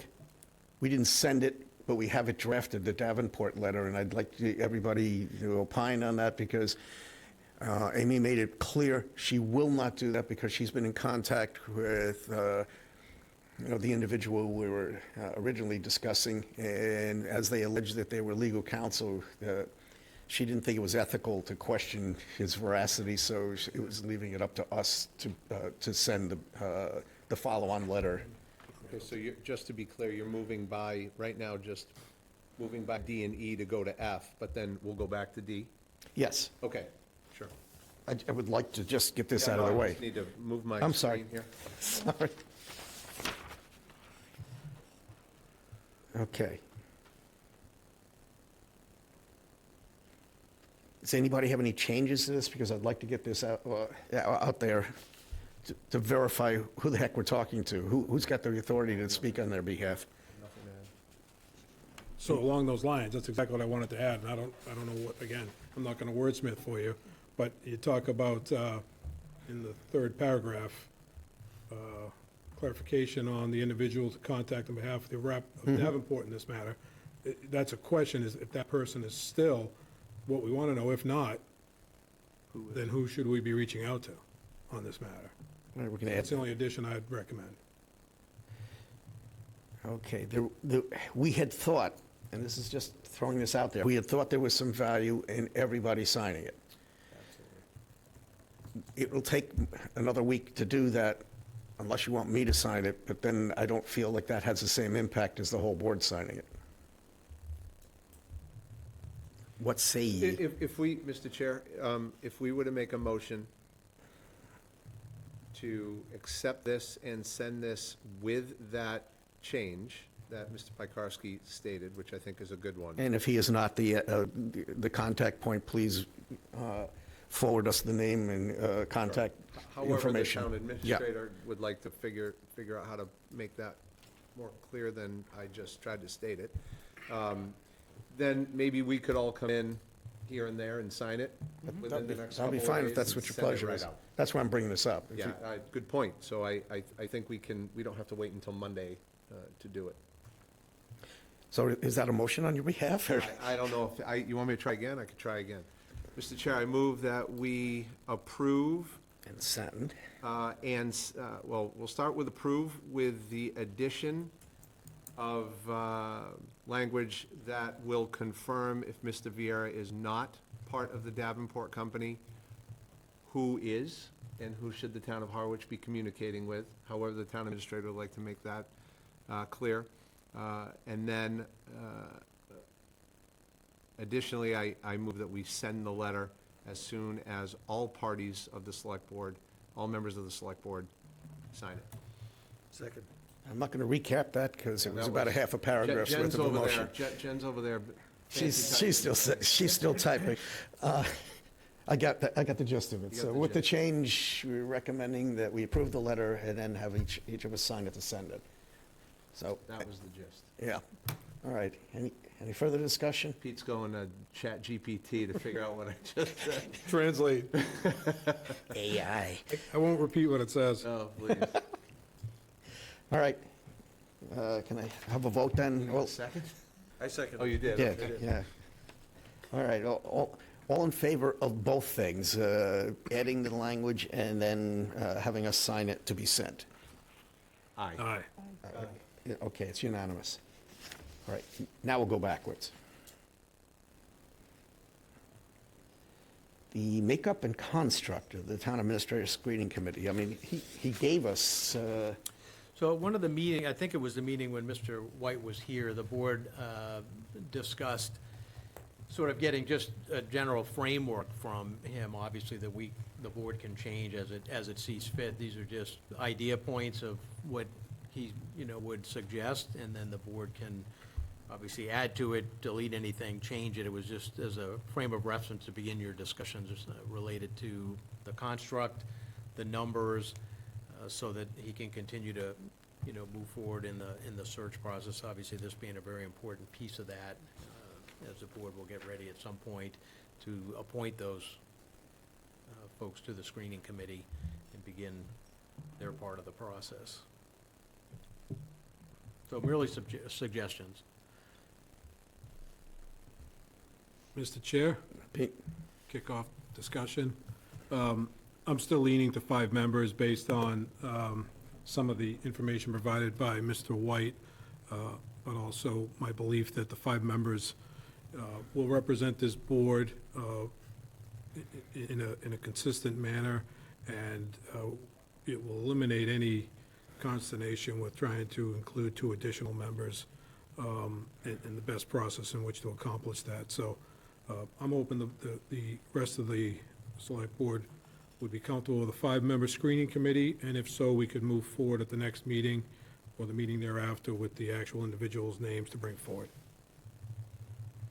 And those, just to clarify, because we've had this discussion before, those would be a broad representation because unless there's something being rejected because somebody has a deep felt feelings about one of the persons brought forward that they did something inappropriate or wrong, that the whole point of this is to get a diverse committee, and it's each of us gets a pick in this scenario.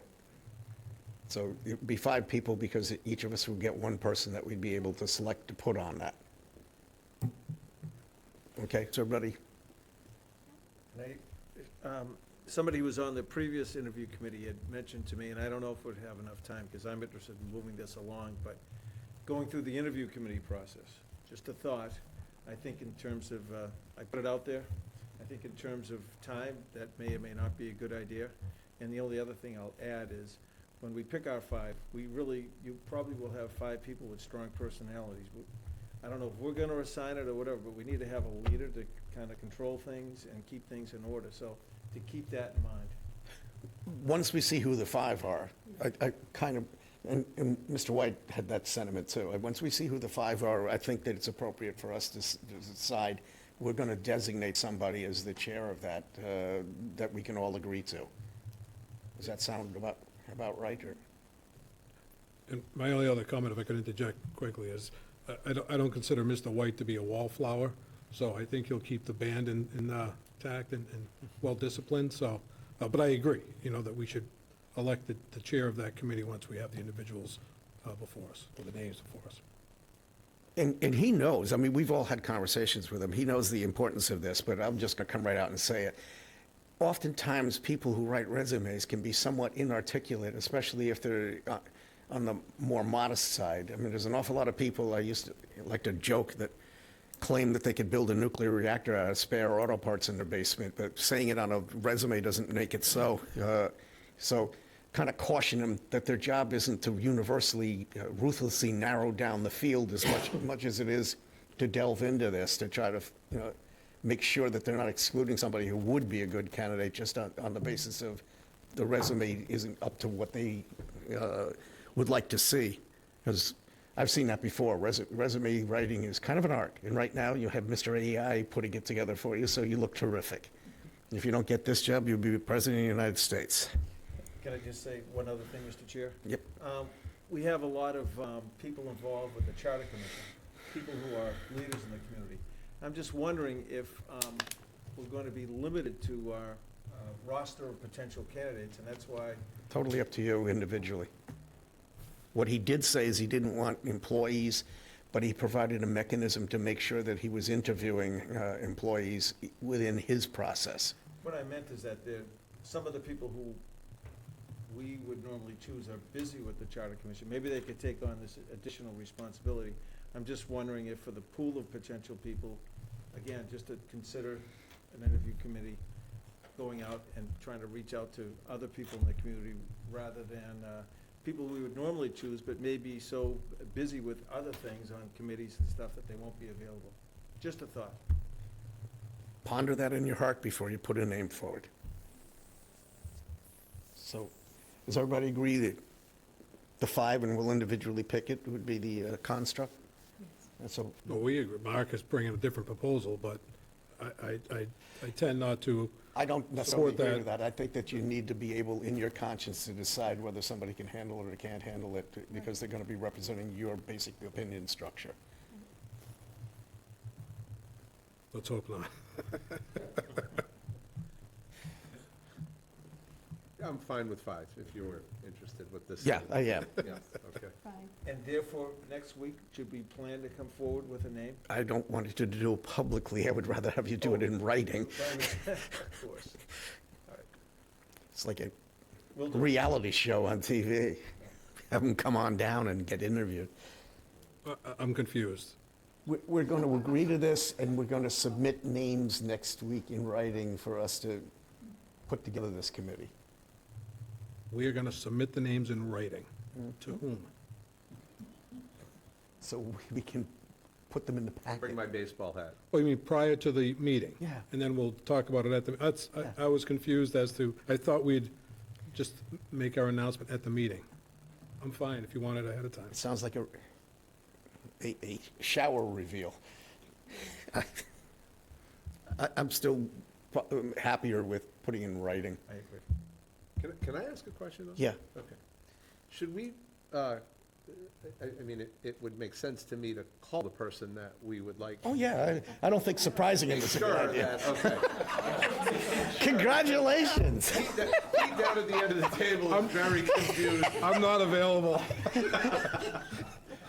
5 people who Yeah, don't want it. Pete's pick is not available. Just making sure that we vet the person, please, so that we all don't come here with 5 names who Or I could post it as a surprise party. don't want to do it. Yeah, you know, what, and we laugh, but you not only do you want to make sure they're interested, but you want to make sure they're available. Well, and to add to that, if we pick 5 people who are all heavy on the finance side, we may want to rethink the Construct, yeah. construct. So maybe we should bring a couple of names, just in case. Just saying, Pete. Keep one up here. All right, I think, Like playing cards with Jeff, now we know. we can move on. Okay, let's stick with 5 and submit a name in writing. Right. Boy, was that hard. Okay. Then we get to the draft letter. Discussion. The salary range. Now, Tony gave you something, and I pointed out to him when he gave it to us, that I'm going to point it out to you guys, that was old, the moment that it was put in writing. 2024. Yeah. So we don't know what they're in for today, nor do we know what they're going to be in for tomorrow. And since we're recruiting, hopefully, for a 3-year arc, you can take that for what it's worth, that that's what the market was worth a year ago. So, Yeah. Well, I think some of them did outline future raises, but agreed. yeah.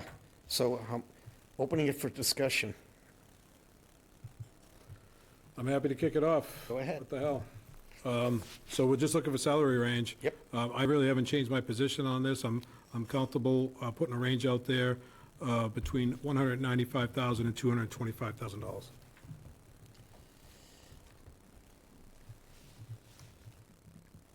I don't think in today's, I mean, I'm just going to counterpoint that. I don't think in today's market that 225, topping out at 225 is going to get us anywhere. I mean, I talked with White about that also. I'm in favor of Pete's lowball effort, but I'd go as high as 240 because I think you want to attract the best candidates, and if we get somebody that's good, but not as good as what we think is the best, we can go back from there. But I think we're in a position, we really need to get some good candidates in here, and I would like to go on the, as Pete said, the lower end, wherever, he said 195, but I'd go up as high as 240. Jeff? I'd like to hear from other board members if I could. Okay, there's only one left. There's only one left, that would be me. Well, No, I think that's good. I was looking at the salary ranges, and granted, they were based on 24. Between Wellfleet and Sandwich, which are 2 completely different towns, their salaries are not that different. So I think I would probably agree with Mark, go as high as 240. And, you know, the low salary range is what Pete had said, because we need to get someone in here that would, number one, be interested enough, and number two, be able to afford to come to the Cape if they're not already on the Cape. If I could jump in before Jeff, if you want another second? Please. Mr. Chair, is it okay? Yeah. And no disrespect to Tony's report, I appreciate it, but I was also looking at the information we received from Mr. White. And it looks like his salary information is based on FY '25 numbers, at least in his top column. And it looks like the median is 206. So again, I think the 195 to 225 puts us well within the ballpark. Sure, you pay more, you're gonna get someone better. I don't know. It's not always about the money. I understand you want to attract top talent, but it's more than just salary, in my opinion. That you want to also consider some of the benefits that will be included, and that's going to elevate the compensation package in total. So personally, I'm talking strictly on base salary as that range with benefits that would be included that's going to escalate that number. But again, happy to listen to the rest of my colleagues. I just wanted you to, it was in the 18th packet, I think the 18th. Oh, if I go to the top of this, it'll tell me. Stay tuned, everybody. And Pete, your number was 195 The 225. to 225. Yeah, and this was included in the correspondence on Monday, August 18. That was, I've got the two here. If you Yeah, that, no, thank you. I just popped that up there as well. The only other thing that I could add is that the affordability of housing in the town of Harwich now, you really can't find a house for less than $1 million. You're lucky if you can. Around, between $8 and $1 million for a house, and if you want someone to come here, they'd have to be affordable to be able to live here. and I'm not discounting that at all, Anita. I understand and agree with what you're saying, and that was one of the questions I brought forward to Mr. White, and in his humble opinion, if you get an experienced town manager or town administrator to come this way, they're probably selling a property somewhere that is also going to have some elevated value. So he didn't see that as a concern like I thought it was going to be. His opinion to us that night was it was less of a concern for him to recruit top talent. Whether that's true or not, to be seen, but those are his words. Didn't think about it that Yeah. way, but thank you. Jeff? And, sorry, Mr. Chair, Mr. White's top number was 206, or medium. Median was 206. 206? Yeah. 206 and change. You want to go to 207, fine. Yeah. Well, I think this is such an important point for the town of Harwich. I think this is a moment in time where we want to attract the right person to move our town forward, provide stability, no more disruption. We have set the bar already at 240, in my opinion.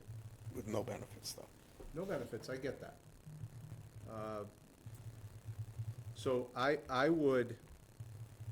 think 195 might be on the shy side.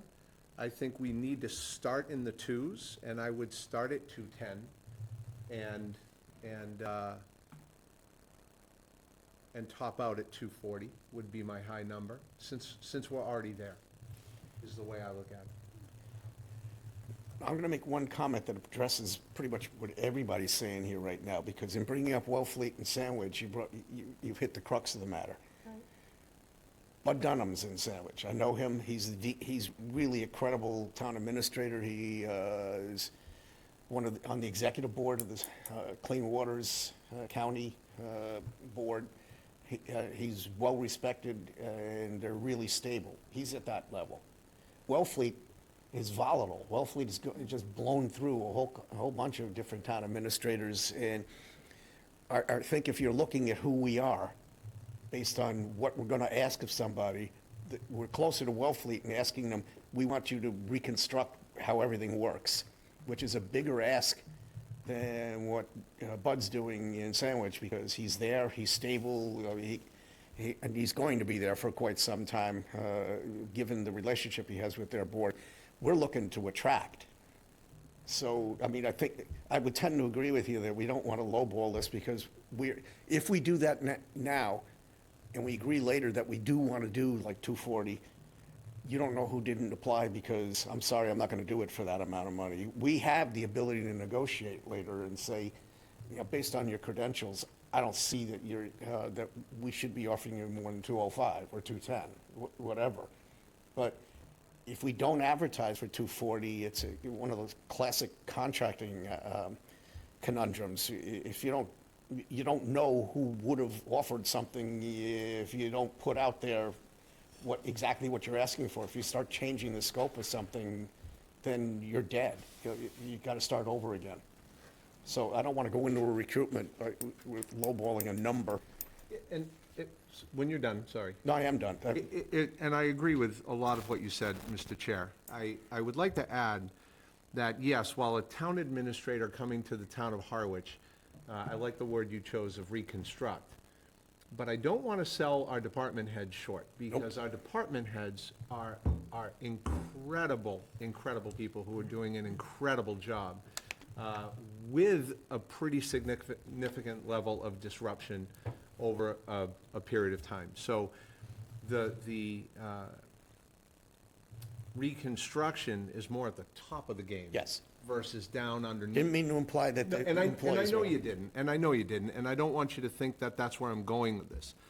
It just came right to the front of my mind that our department heads are just rock stars and all-stars, and, you know, I want to attract the right person for the town of Harwich for a lot of years, not just three, not just a 3-year term where they come in and retire and that's it. Someone with a vision. Somebody who's got a vision and somebody who's going to do the work and is going to come to work every day with the town of Harwich, the best interest of the town of Harwich in the forefront of their mind.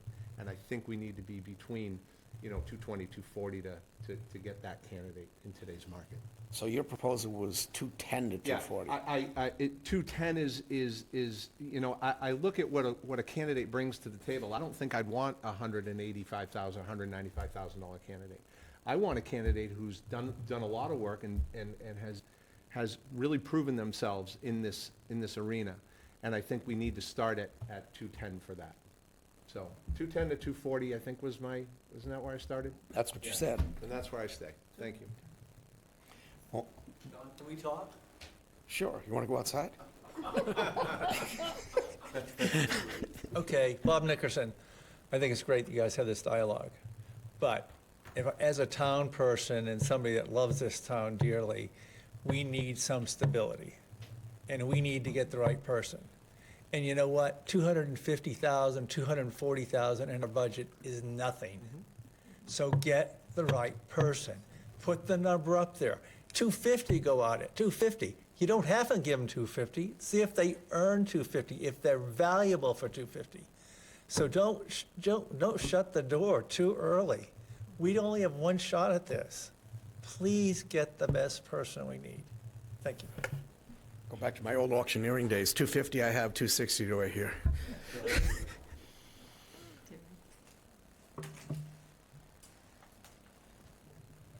Just a short suggestion, why can't you advertise salary negotiable? Find out what your favorite candidate really wants for a number, and then have the discussion. Just saying. And I thoroughly understand what you're saying, but unfortunately, in today's environment, it's likely that they're going to be out there searching themselves, and they set the parameters for what the money is for the positions, and we may not ever know who it is who just decided, well, if you can't tell me even roughly what it is, I'm not going to submit. Unfortunately, that's where we are today. So, does somebody want to put a motion forward? Do you want a motion for that? I would love one. Okay. So that we could Mr. actually Chair, go out. I'm ready to make a motion. I'll try to do this better than I did the last one. Thank you. I move that this board salary range for the incoming town administrator position be $210,000 to $240,000 annually, which does not include benefits. Anybody wish to second this? Benefits are on top of that. No, I get that. No, but Anita had a look. I just was like, what? Yeah, that's the base, Okay. okay? To that would be added, is what he was saying. All right. No, we do give benefits. Okay, thank you. But I still don't have a second. I'll second that. Okay. Well, we gotten this far. Pete, comments? The only comment I'll make, and it's not really towards the motions per se, but I would disagree with the comment that we set the bar at 240. I understand what Mr. Schiavi is scheduled to make if he worked for us for 12 months. However, as we talked about at the time, there are no benefits included with this position that he holds. And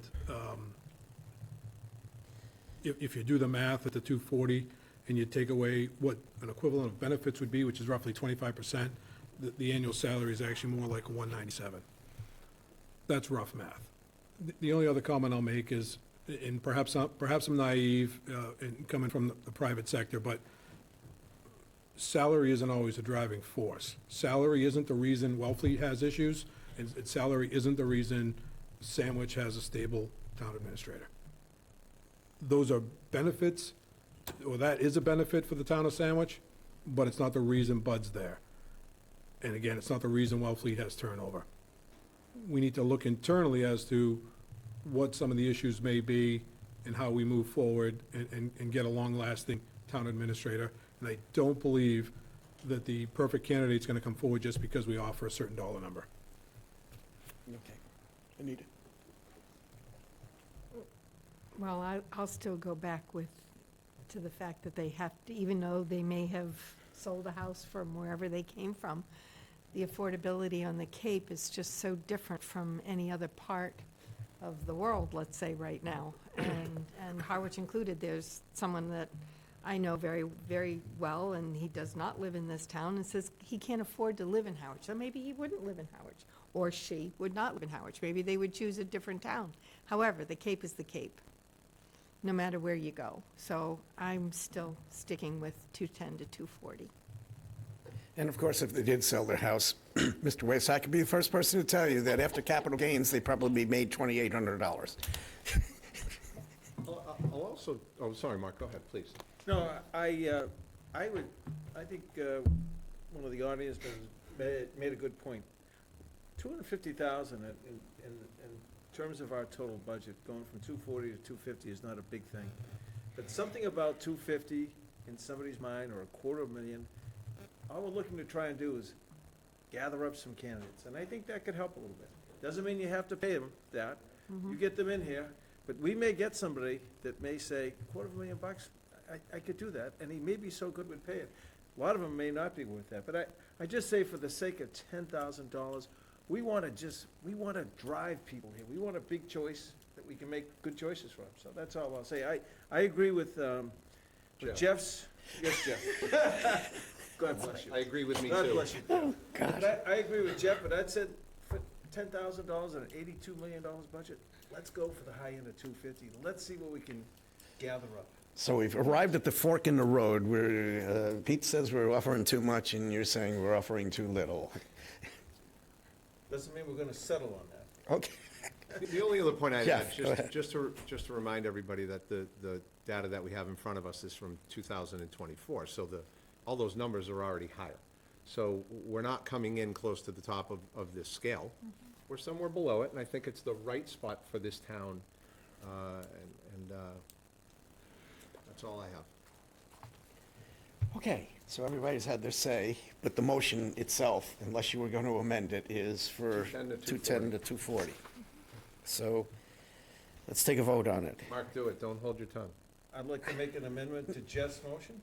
I don't know the parliamentary rules, but I'd like to make You'd a have to motion. say it, and then we'll tell you. I'd like to make a motion. What did you start off with, Chet? He said 210 to 240. I make a motion that we offer a salary range of from 210 to 250,000. Anyone seconding? We revert back to the original main motion. Sorry, we all love you, though. That's all right. Okay, so the original motion is where we were at. It's 210 to 240. Any further, anybody else feel like they want to amend anything? Great. All in favor? Aye. Aye. All opposed? Aye. Yeah, so it's 4-1. The next one should be a little bit easier.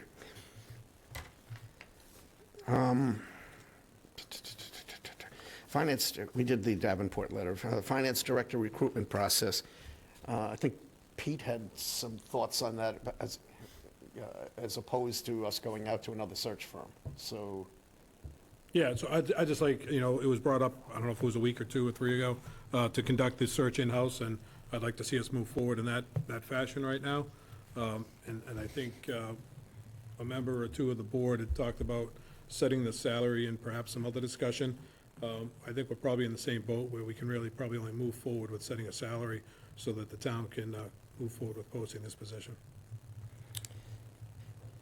And I have not put here that we were going to actually establish a salary range, just pointing that out.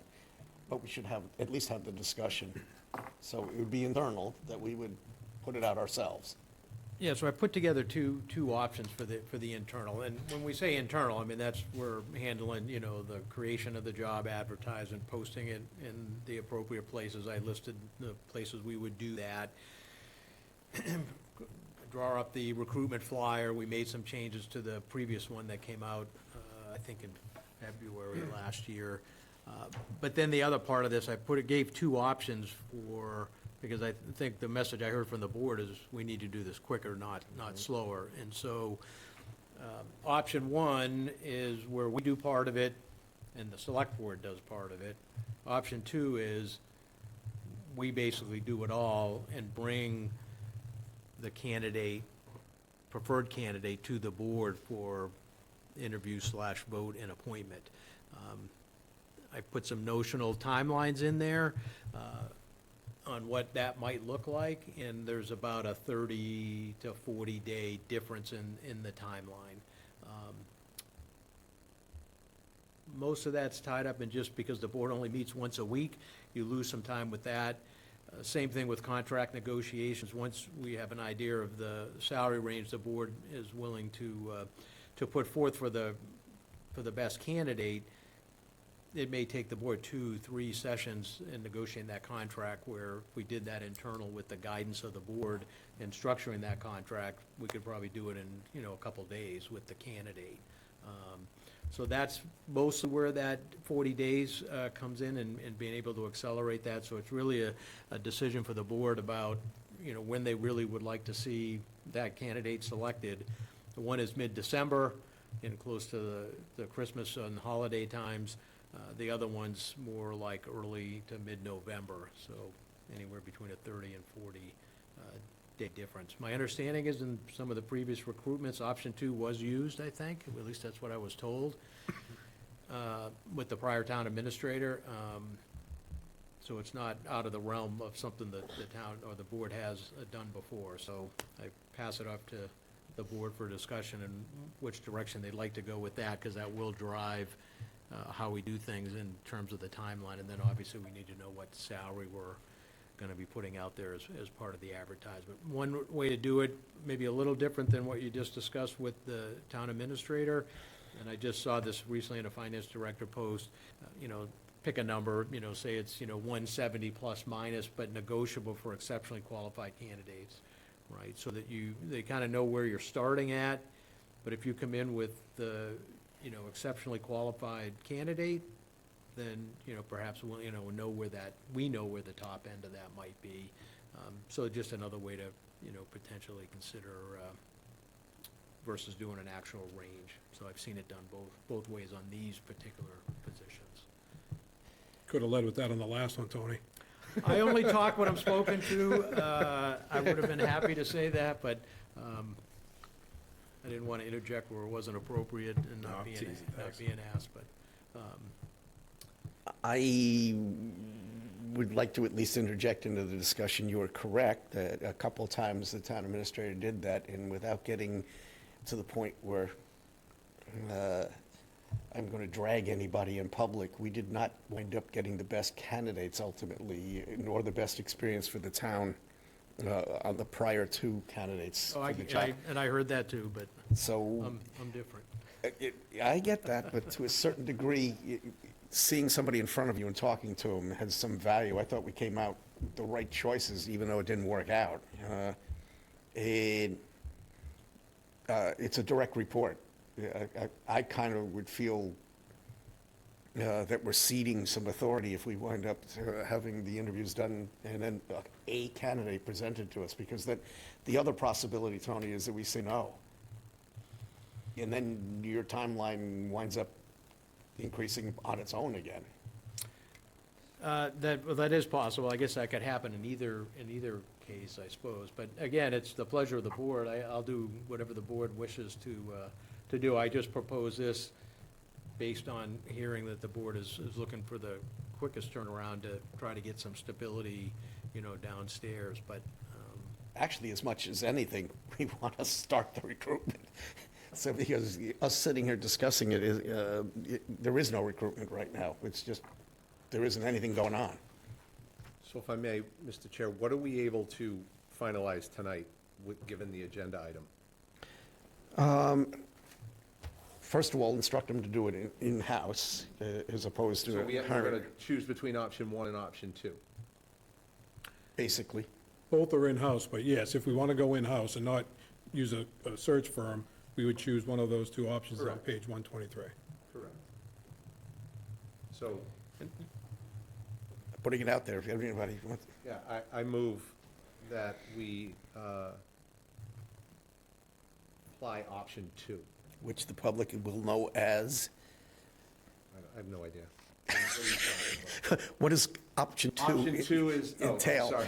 Option 2 for the public is the administration handles all aspects And presents us with, and presents us with one candidate. I'll second that. At least discuss it. Get it out there for discussion. I've already said what I'm going to say. It's like, I really, So, having given this a little thought, my head went in a slightly different direction, because right now, it's, option 2 talks about HR and the town administrator reviewing the applications and conducting the interviews. What would the board's appetite be to ask the chairs of the Finance Committee and Capital Outlay Committee to be part of that interview process, to work with the town administrator and HR director? Sorry, capital outlay and Finance. The chair or their member designee. sure, although recognize that you're talking about two different things going on here. Whether they can pass a competency test on finances, which is really what you're getting at with these two sets of people putting eyes on it. But we also need somebody who's a leader of people, because that's a fairly big department. A lot of things go on underneath. So, typically, when I've done these in the past, we'll have a technical expert, right, on the interview committee, whether it's a sitting finance director. Obviously, we have one we're using right now, somebody that's been in the job, understands the complexity of it, as well as the leadership piece that the chair is talking about, and bringing that together. So certainly having others, as long as it's not too big of a group, is, I don't think it would be an issue. but at the end of that process, I mean, if you excuse me, Pete, at the end of that process, just my own mental notes on what has happened over the last two candidates that got the job, it's really important all along during that process to impress upon them, we may be interviewing you, but you're going to directly report to the select board ultimately, because that nexus was lost on two separate occasions. They never really fully understood that that's how it was going to work. I mean, if you recall during the interviews, I made it a point of saying, you're going to have to directly report to us, which is a different construct in a lot of other towns. So we have to be able to make sure that they understand that. And that's why I kind of went to the option where we did, the final three say, is ultimately they need to have a face in front of them, so that if, when they get hired, they know who it is that's going to wind up being their boss. It's kind of hard to convey that when the candidate is brought forward for a vote or not a vote. So just mentioning And that. so, obviously, we don't really have a crystal ball, and we don't know how many applicants we're going to get. 20, 30.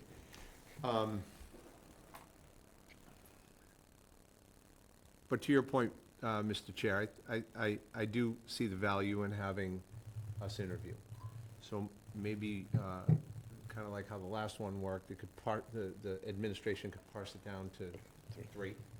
or two, depending on the amount of candidates and the strength of the candidates as well. So maybe a hybrid might be Well, that's- an that's what I'm- option. That's what I'm And trying to get I think at. the most time-consuming piece of option one is the contract negotiations, right? If I have the framework from the board, including the numbers and all that, obviously, potentially, we could cut out, 3 weeks out of option one, allow the board to fully vet their choices and make the selection based on interviewing their finalists, and delegating the contract negotiation piece, again, with the parameters that the board wishes to use, and then we negotiate the contract on behalf of the board, might be We bring an you in option. after we make the selection so that you could finalize the negotiation. Correct, so basically a hybrid, and that could potentially cut out 3 weeks of option one, and still give the board, more input into the actual final selection. You agree to that? That works for me. Okay, works for me. Yeah, option one was my preference, but if the board was going This is- option two, I just, no. it's kind of a It's hybrid a hybrid, so option. I'm comfortable with it. Because I just, like I said, there needs to be some sort of nexus with the board and I this person. totally understand, yeah, no, Mark, I like the hybrid idea because we'll at least have some face time with the candidates. Just if you could on the qualifications, I hear from the finance committee, they're looking for somebody to make a 5-year operating budget projection. So we're looking for something like that. I hear from the capital outlay committee, 5 to 10 years on capital needs, and somebody who can communicate that in terms of the actual taxpayer. So if you can include that, or look for a candidate that includes those things, I think that's what a lot of people who are talking about what we're looking for in a candidate. yeah, I mean, ideally, if you take remember, this is a finance director, town accountant, if you look at the list I provided, I didn't have all 15 towns, so not all of them have that position. The majority of them are standalone, right? There's, I think 3 out of all the ones I gave were what I call dual-hatted, either finance director treasurer, finance director town accountant. So, I mean, even though some of that work will be delegated to an assistant town accountant, they're still responsible as the town accountant for a lot of important stuff. But that being said, that finance director piece, those are the type of qualities.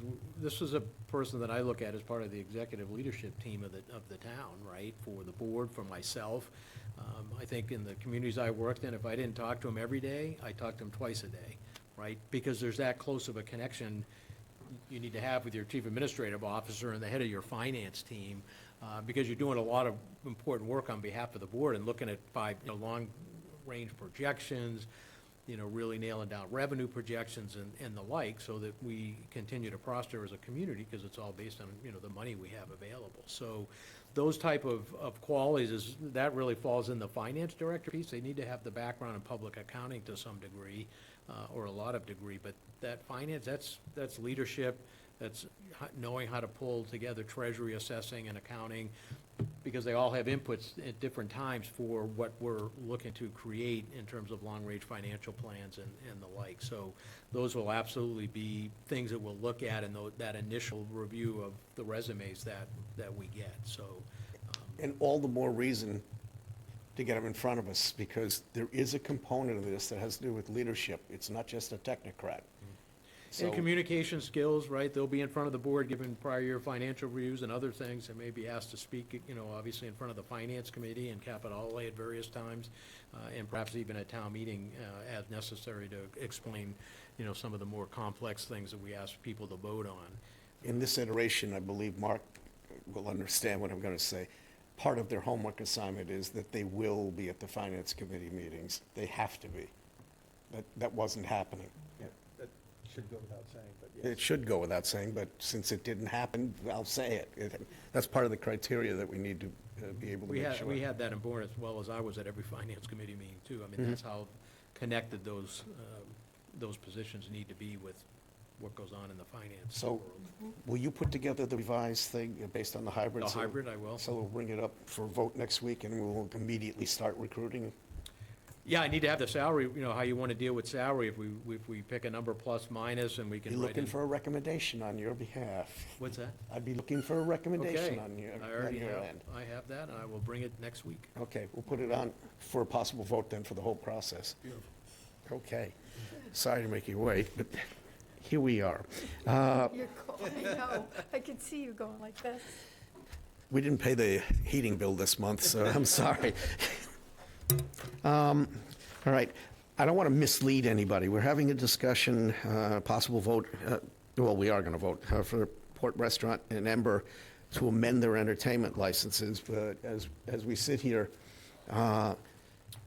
we'll take new testimony, but I anticipate, especially having talked to council, that we come out with an explicit motion and vote, so that their legal counsel will have an idea of exactly what we did, other than not doing anything.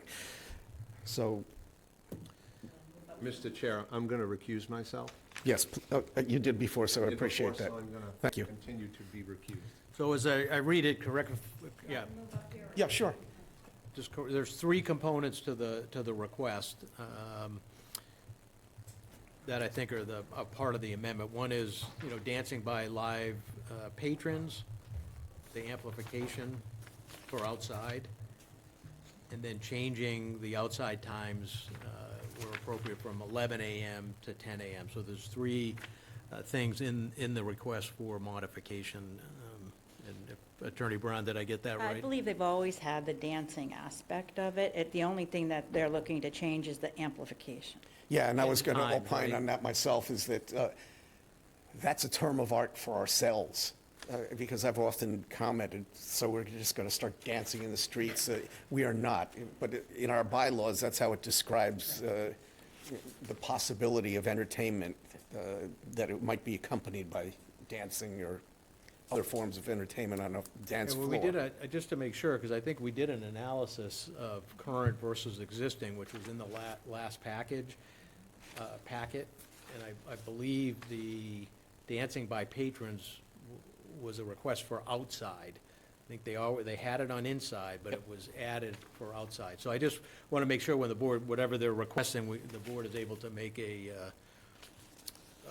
vote on what was existing versus what is being asked for. I'm pretty sure in some of those cases, there were three Yeah, if we different. wait another 2 months, it'll be snowing and there won't be any dancing outside.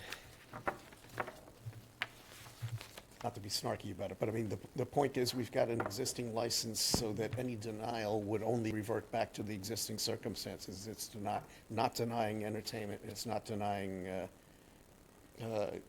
their liquor license, which is the underlying part of what's going on here. Years ago, they were decoupled, but entertainment is part of the liquor license in this instance, so it's an amendment to their license. Does anybody have, either online or here, anything new to offer relative to this that wasn't said in the last meeting? Sir, if you just come up to the podium and identify yourself. Thank you.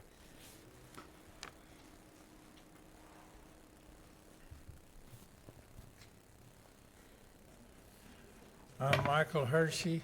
I live on Woodland Street, Woodland Road, I guess it is. And I spoke last time, but in the meantime, I got to look on the internet some more about the sound, low-level, low-frequency sound and how it travels.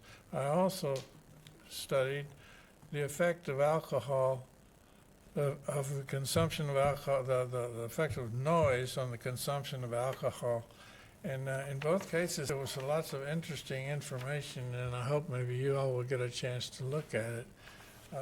If you vote for amplified music outside, it's definitely going to detract from the quiet in the neighborhood. And the low-frequency sound, interestingly, travels way further than the melody. You'll be able to hear the beat. And if the frequency gets low enough, whales can talk to each other 1,000 miles away at 15 cycles per second. People can hear 20 cycles per second. And years ago, they tried to determine where the siege guns of the Germans in World War I were by triangulating sound-sensitive equipment to find out where their guns were. Oddly enough, they couldn't hear in lots of places, but they could hear the guns across the English Channel. So the sound is everywhere when it's low frequency. So there's just no reason. It seems like these people are doing well enough without noisy music outside. So, okay, the other thing is, if you vote for noisy music outside, you're voting just for higher alcohol content in the people that go to these places circulating among us. And that would be hard to do, I would think, for you all. And lastly, I want to thank you for the better silence we've had since you've stopped it before. And I just hope you'll continue to give us some quiet from now on. Thank you. Thank you. If I could speak to the dancing by patrons. Yeah, sure.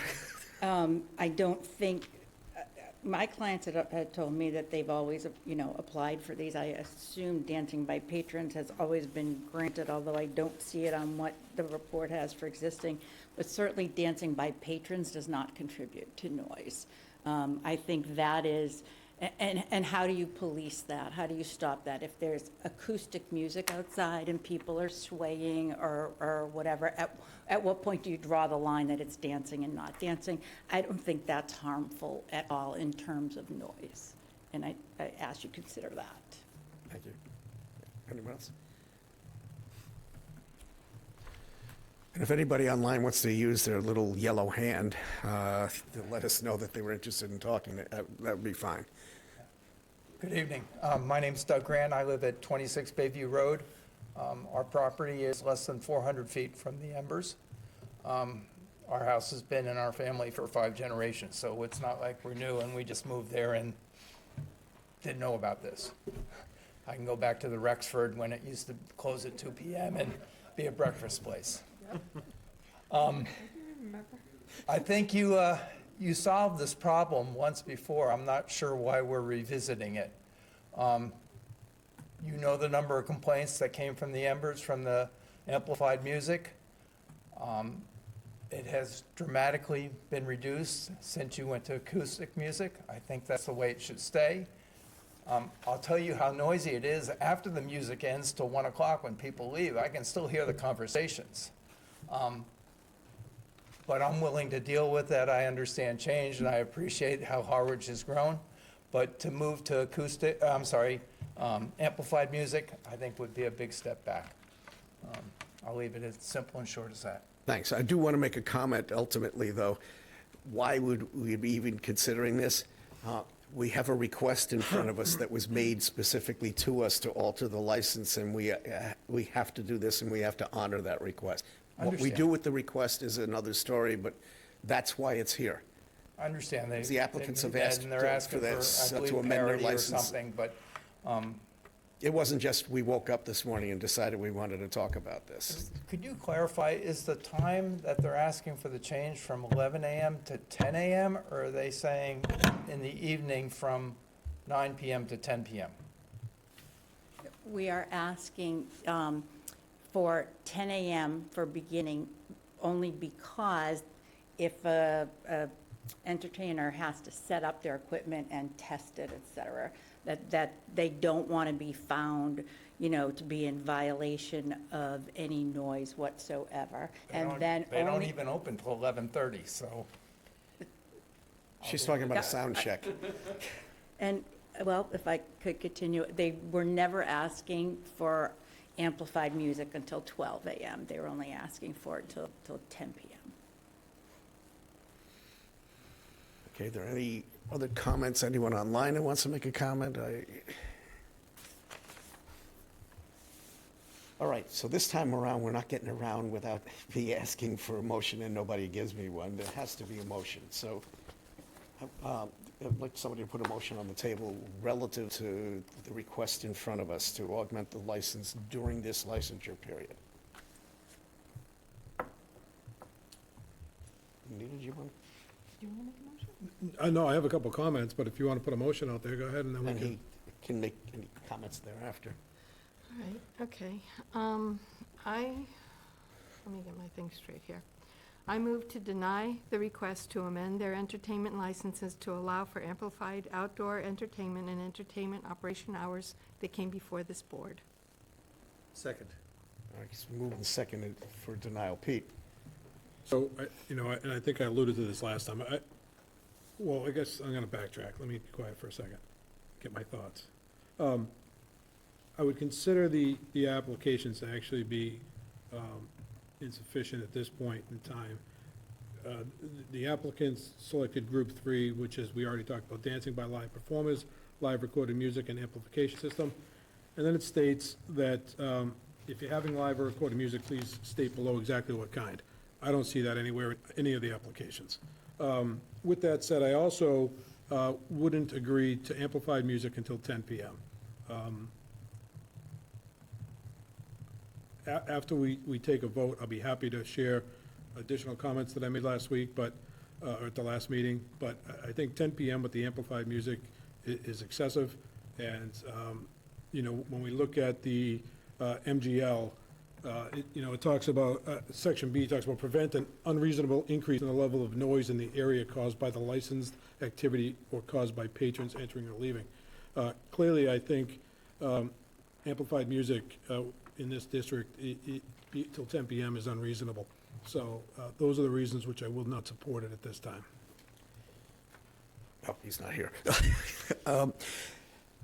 And off of your comment at the last meeting, because we do listen, that I have had conversations with the town administrator about having a discussion to revert to acoustic only for all businesses in that district, because there is some merit in what you're saying about the disparity of how they're being treated. So I would appreciate that. yeah, no, I mean, we're going to look at this as a bigger picture. The biggest conundrum we still have is 150 feet beyond this zone, there's residences all over the place. And if they were doing this in West Harwich or in East Harwich, and they were in a plaza of some sort, it'd be a lot easier to contain. But where we're at right now, that district is that district.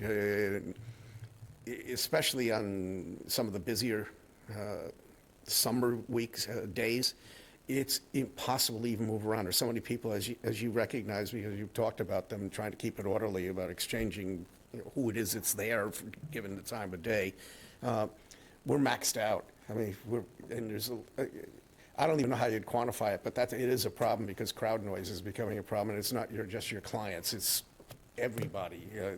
There's just a lot of noise now, and I suspect that the people who lived in Harwich Port 30 years ago, where you could shoot a cannon down the street and not hit anybody in February, is probably, I mean, their place used to be Butner's. I mean, Yeah, I can before my guarantee time. you, Yeah. I guarantee you, there was not a confluence of people hanging out outside there on a Saturday night. So we're trying to grapple with this ourselves, but the motion is to deny the request as submitted. So any other? I would just say, we're almost at the end of the season. I am relatively new on the board. I'd like to take another look at this in the spring. We've heard a lot from the neighbors. We're very receptive to their concerns. But I heard you loud and clear about parity, and from my personal viewpoint, you can be assured that that will be one of what I would ask, is that everybody is treated alike, so.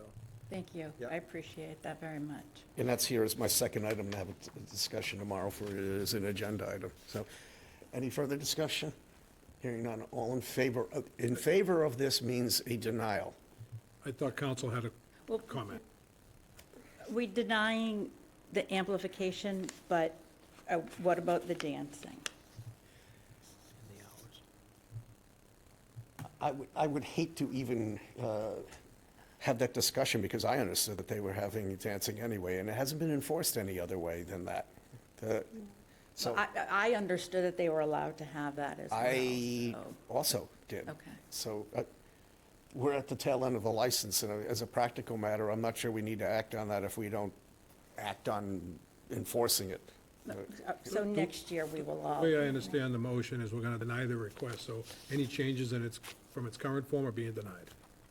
Yeah, except that, as I'm saying, she's got the tail end of this, and I had always thought that we had approved because it's a term of art. If you have entertainment of any sort, to be able to have people respond to that entertainment, it's called dancing. It seems awful crazy, because I started thinking of having show people dancing in their backyard. That's not what this is about. It's the way our bylaw is listed. So And I think that, if we're talking about going forward for next year, there being parity among everyone, I think that is good information to bring back to my clients so that, in a discussion as to whether they would file an appeal or not file an appeal, I think if we think next year everybody's going to be on the same page, then it makes sense. Let's look at our licenses and applications. Already had that discussion privately with the town administrator, and I expect to have that in front of the board at some point so we can make that decision. Thank you. It's not that we ignored it. Okay. Okay, so, again, the motion is to deny the application as submitted. In voting yes for this, you are denying. Just want to make sure that everybody on the board and everybody in the public understands. So, all in favor of the motion, indicate by saying aye. Aye. Any opposed? It's denied. Sorry. Thank you. Thank you. Thank you. Thank you for coming in. Oh, just drove back from Vermont, and when I got your notice, That was a better and place. you had to put me on last. I'm sorry. Next time, tell us and we'll get you up. Yeah. Contracts. Mr. Chair, before you move on, if I could. Yes, sir. And again, I didn't want my comments to be reflected of the port or Ember, and it was alluded to somewhat in our response, but, we need a larger conversation about how we move forward. Jeff. Jeff, yeah, but how we move forward with the entertainment license in Harwich Port in general. That was the discussion that we had. We plan on No, digging agreed, deeper into that. agreed. What I'm saying, though, is I'm not, I'm not sure the entire board agrees that there can't be any amplified music, but it would clearly depend on what the hours being requested were. But again, that's for a larger discussion of the entire I will body. agenda that larger discussion, so we And can so- all have pitch in what we're feeling. And the parity is what I want to see, because what I want to put an end to is this childish behavior that's been going on for at least a year and a half, which is one entity calling the police and fire on another entity. And we're taking away resources that are needed in this town for really important things, as opposed to trying to do a head count on how many people are sitting in an establishment, when in fact there's probably no violation that occurred, or that, they heard the music at 10:02 for 5 minutes before it went off. So these are the types of things we need to try to reduce and eliminate, and by having some consistency across the board, I think we'll put everybody on the same playing field. And as I alluded to again during our last discussion, it's going to be a balancing act, because clearly we have folks who live in that community, and they want to be able to put their head down at night and not listen to the ruckus outside. But we also need to support the local businesses and provide them with an opportunity to be successful down there. So a lot to be discussed. And while you're sitting here, I have some thoughts. well, back up a second before, we don't encourage having thoughts. But just as a question, because the motion covered both, are you satisfied legally? Because the motion, She's going to come forward. the motion was for a denial, the submission, which is both Port and Ember. Yes, it was for both. No, I just want to make sure before you leave that's how I viewed it. I just- Yes. So, rather than taking a separate vote on each Yeah, establishment. no, I understand that. Okay. That's fine. But could I bring up a topic Sure. there that's, so, the whole Uber thing and the crowding, which is bothering everybody in the town, and that is a safety issue. You may not realize this, but I do have a house in the neighborhood, and I've been coming here for 20 years. And so I have seen everything that's happening, and I almost got hit by a car walking across the street. We have made suggestions to the previous town administrator that the community parking lot be used as an Uber pickup drop-off spot, that there are, spaces that have numbers, and, a sign goes up that just says Uber pickup drop-off. I go through Needham all the time on my way to work, and all these big places, big businesses, that's the signs they have. And then that way, at the end of the evening, instead of everybody either walking from one bar this way or from one bar this way and running across the street and they don't know which Uber, you say, come to the Uber lot and I'll be at spot number 4, I'll be at spot number 5. And I think it's a simple solution to eliminate all of that traffic. Now, here we have agreement. This was brought up. We have to get Dennis Miller past brought it up this. a while ago, I think. It was brought up in the past, and to some degree, the police department, Mass DOT were not real thrilled about crossing a state route at night.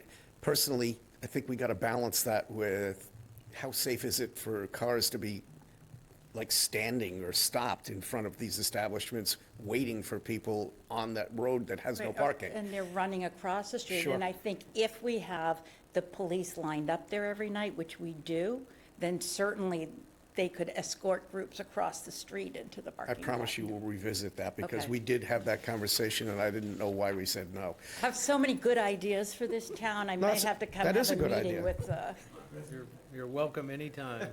Do you do legal? What? We're looking for a new legal. You know what is when I was looking at you going, can I make a comment? My comment He's always in the was, recruiting. did you ever consider in-house counsel? We had that. We had Oh, you did? Then we replaced that, and for the people who don't remember that, they think its council would be better, so it's, Because I bill it, every 6 minutes, and it drives me crazy. I saw you laughing over it. And I forget half the time, because I don't bill for the conversation of how was your summer, and it's nice weather down here. I just you're already ahead of our council, then. I know your counsel well. No, I love Amy, so. I don't know Amy. I don't know her. Okay. Any other questions? No, I mean, Because I could chat all night if you ask my husband. Are you billing your client? What? Absolutely not. Nope, I don't do good, because that. they're online listening to you, right? I hope they are. All right, you're free to go, but just All make sure right. we understand where your whereabouts are. Yeah, yes. All right, thank you. Thank you for very coming. much. Thank you. So now, we have recruited Jeff back onto the board, and we're ready to go with the review of the contracts. So the first contract before you is with Northeast Nursery. This is part of a town meeting vote from this past May 2025 related to irrigation upgrades at Cranberry Valley Golf Course. This contract is for all the parts and pieces and supplies necessary for that project. The construction of it and installation and all of that will be bid out separately. I just want to mention that the company was not able to open the DocuSign that we sent to sign the contract. So we have two options. We can either bring it back on Monday, once we get their signed copy, or they're going to hard sign it and email it back to us, and we could have it available in the office for the board to come by and sign. So two options there. I don't think timing is critical, so we could certainly do it on the 15th, but It's up to the board, but we typically request that any agreements that we are going to be already signed. signatories to, that we get the other parties' I agree. signature Just first. an option. Okay, so we'll bring that back on the 15th? Okay. The second one's related to Mr. Chair, sorry. Yeah. Mr. Chair, if I could, through you. Yep. Do we already have a lightning detection system in place currently, or is this a new add to the golf course? It's a good question. I don't know the answer. You're talking about, is there already one at the golf course, or do we already have one in town? No. Most golf courses have lightning detection Right. systems, and I noticed at the bottom of the scope of materials that we have a lightning detection software. And what it seems to look like is we're either upgrading what we have or installing new. And I just was I'll bring that curious. answer back. I'll bring that to next Monday's meeting. I'll have to ask that question from Mr. Greer. Great. Yeah, and when we bring it back, just to be mindful of what we had approved for expenditures and whether this is over or under that. From the town meeting article? Well, it's going to be under, because I think. That's all I'm saying, is when you Okay. bring it back, just say it's All right. under. I can do that. Mr. Chair, Yes, sir. since we're talking about it, two other points. Could you ask if this is a normal process, and maybe you know the answer, to go out and purchase the parts and pieces and then contract with another company, potentially another company to do the installation? Yeah, because they're probably gonna be two different, these are coming from, you have Toro and Rainbird, right? So they're the places we're getting the equipment from. The installation contract is just gonna take what we have and install it. Are you saying that versus them going out and purchasing? Yeah, well, Well, the town would spend- I thought this was through Northeast Golf and Turf Supply, which is a division of a nursery. So I assume these folks also do installation. So I guess my question was, is it normal for us to go buy the parts and pieces separate than just bidding the entire project? I'll ask the question. My guess would be that this is less expensive for the town, because they're obviously if you do the whole contract, they're gonna put overhead on top of that and other markups. Markup, right. So let me track that down. Yeah, just curious. I don't typically, I don't recall seeing projects done in this fashion in the past. Perhaps it's how they operate. And my only other, if you could get feedback on if the golf committee opined on this at all, their thoughts and opinions. Jeff? Okay. Thank you, Mr. Chair, and to Pete's point, Pete, this is very typical with this kind of application at golf courses, because the installation cost is typically determined largely in part to how busy at the certain time the vendor is who's going to do the install. So at the golf course that I'm at, we just did exactly this, where we went and got all the materials, and then we go out to several vendors for the best price. So this is not uncommon when it comes to an irrigation system of this size. Yeah, interesting. Yeah. Thank you.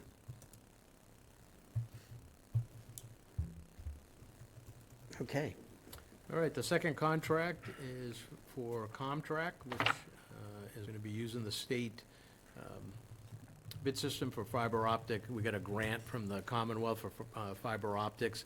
So this contract will be including upgrading and maintenance for our fiber optic network, which obviously is a plus for us to try to get better, internet connections and those type of, those things versus, previous ways of doing it. John, can I just ask? Yeah, go ahead. Tony, can I ask you a quick question? Yep. Is it one cape runs like a line down the center of the cape, and are they coming off that, and is it just gonna connect the town facilities for the high-speed internet?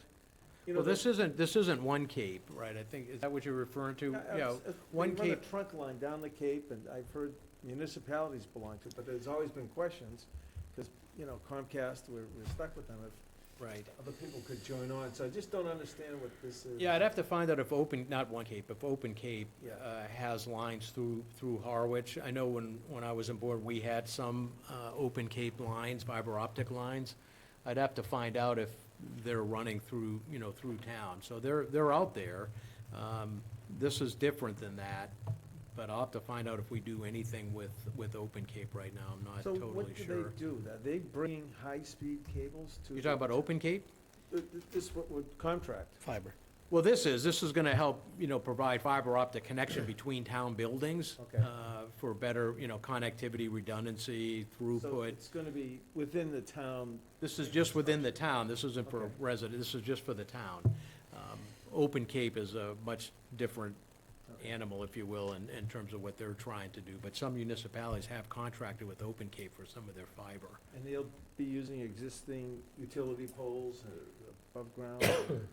They won't be trenching, I would imagine. No, it's not gonna be, it wouldn't be underground, that For that price. would be a lot, yeah, not for that price either, right? All right, thank you. All right, and it's off the state bid system, so we did our best business practice with looking at 3 quotes. Okay, so that's it for contracts. Town administrator report. You got to vote on the Yeah, contract, no, I'm sorry. at that I'm level, trying we move have to ahead. agree to it. Mr. Chair, motion to approve the contract with Comtract in the amount of $186,721.50 for the fiber optic installation and maintenance of town buildings. Second. Okay, it's been moved and seconded to accept that. The other one was the other amount. Any other further comments? Hearing none, all in favor? Aye. Any opposed? It's unanimous. move to Town Administrator's report. Okay, a couple of things. Also want to announce another appointment tonight, another hire for Assistant Town Accountant, Miss Catherine Peters. She comes to us right now working for the Division of Local Services, a lot of background in accounting, she's proficient in Munis, OpenGov, and various other accounting software, so she'll be filling the position that was vacated by Megan Green. I've already talked with Eric Kincher, our interim finance director, about onboarding, making sure when she gets here that, you know, she's well set up and interfacing with the finance team, right, to get her feet firmly established on the ground. So this will be an important hire in that office, because we've been without Megan for probably a couple months now, so we're excited about having her. Her start date would be 22 September, so essentially two weeks from now. Is that it then? No? Could I jump on that before you move on? Yes. Did Eric allude to providing the necessary support? I know you said Yes. you had the conversation. I did. He's going to give it Yeah, with dedicated support? face-to-face time, yep, to make sure, again, that, you know, she doesn't feel like she's on an island getting started, so we'll be watching that. I'm already gonna work with IT to make sure when she comes in, her computer's set up, login credentials, and also Crystal, our treasurer, will be helping out as well to, again, get her situated and Perfect. making best first impressions for a Thanks. new employee, so. I did meet this past week, or last week, with Dr. Carpenter from the Monomoy Regional School District, so we had a great meeting. I know when the board gets ready to have its further discussion related to school agreements and stuff, we'll have some things to share there that might be helpful as we try to navigate our way towards looking at, you know, any potential changes in the school agreement moving forward. And I'm meeting with Dr. Sanborn this week from Lower Cape Tech, so I'm getting out there to make the rounds and people we need to be establish partnerships with and get a good understanding of what they're doing for that. So that's really about it. Okay. Member reports. It's 9:10, I want to go home. What? We were going to leave you here. Just report. Actually, it's 9:11, Pete. See that? You're late. Okay. No, I don't Anita? have anything to report. Nothing to report. Great first week of school, couldn't be happier. You went back again? I did. Couldn't be happier. My kids went there and then they got home. It was a great first week, so kudos to the entire school system.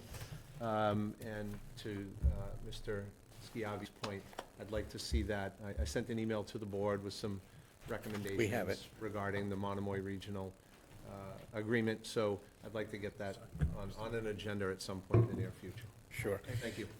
Before everybody departs, 7 days from now is the 15th of September, and I'd just like you to pass along one message to Mr. Kirchhoff. Yes. It's the 15th of September. So We'll be- I'd kind of like to know where his Yes. report is with the closing of the Talked books. about it today. You have something for us to sign, Tony? I do. I just wanted to mention to the board, you know, we had 4 recent retirements in the fire department this past year. That's a several sweet very- idea, by the way. Thank you for what you're doing. And longstanding employees, so I work with Chief LeBanc to create a proclamation for each one of those retired firefighters on behalf of the board and the town to say thank you for their service. We'll have more of these. As we've had some other retirements in another department, we're gonna create one for them too. So if the board would be so inclined to sign these, we'll make sure they get to all 4 of those retirees. I think it's a great idea. Thank you for Chief that. Thank you, Tom. Chief did a nice job getting writing those up, so. I'll take a motion to adjourn the meeting. Make a motion, we adjourn the meeting. Second. Okay, it's moving second to adjourn. All in favor? Aye. Any opposed can stay.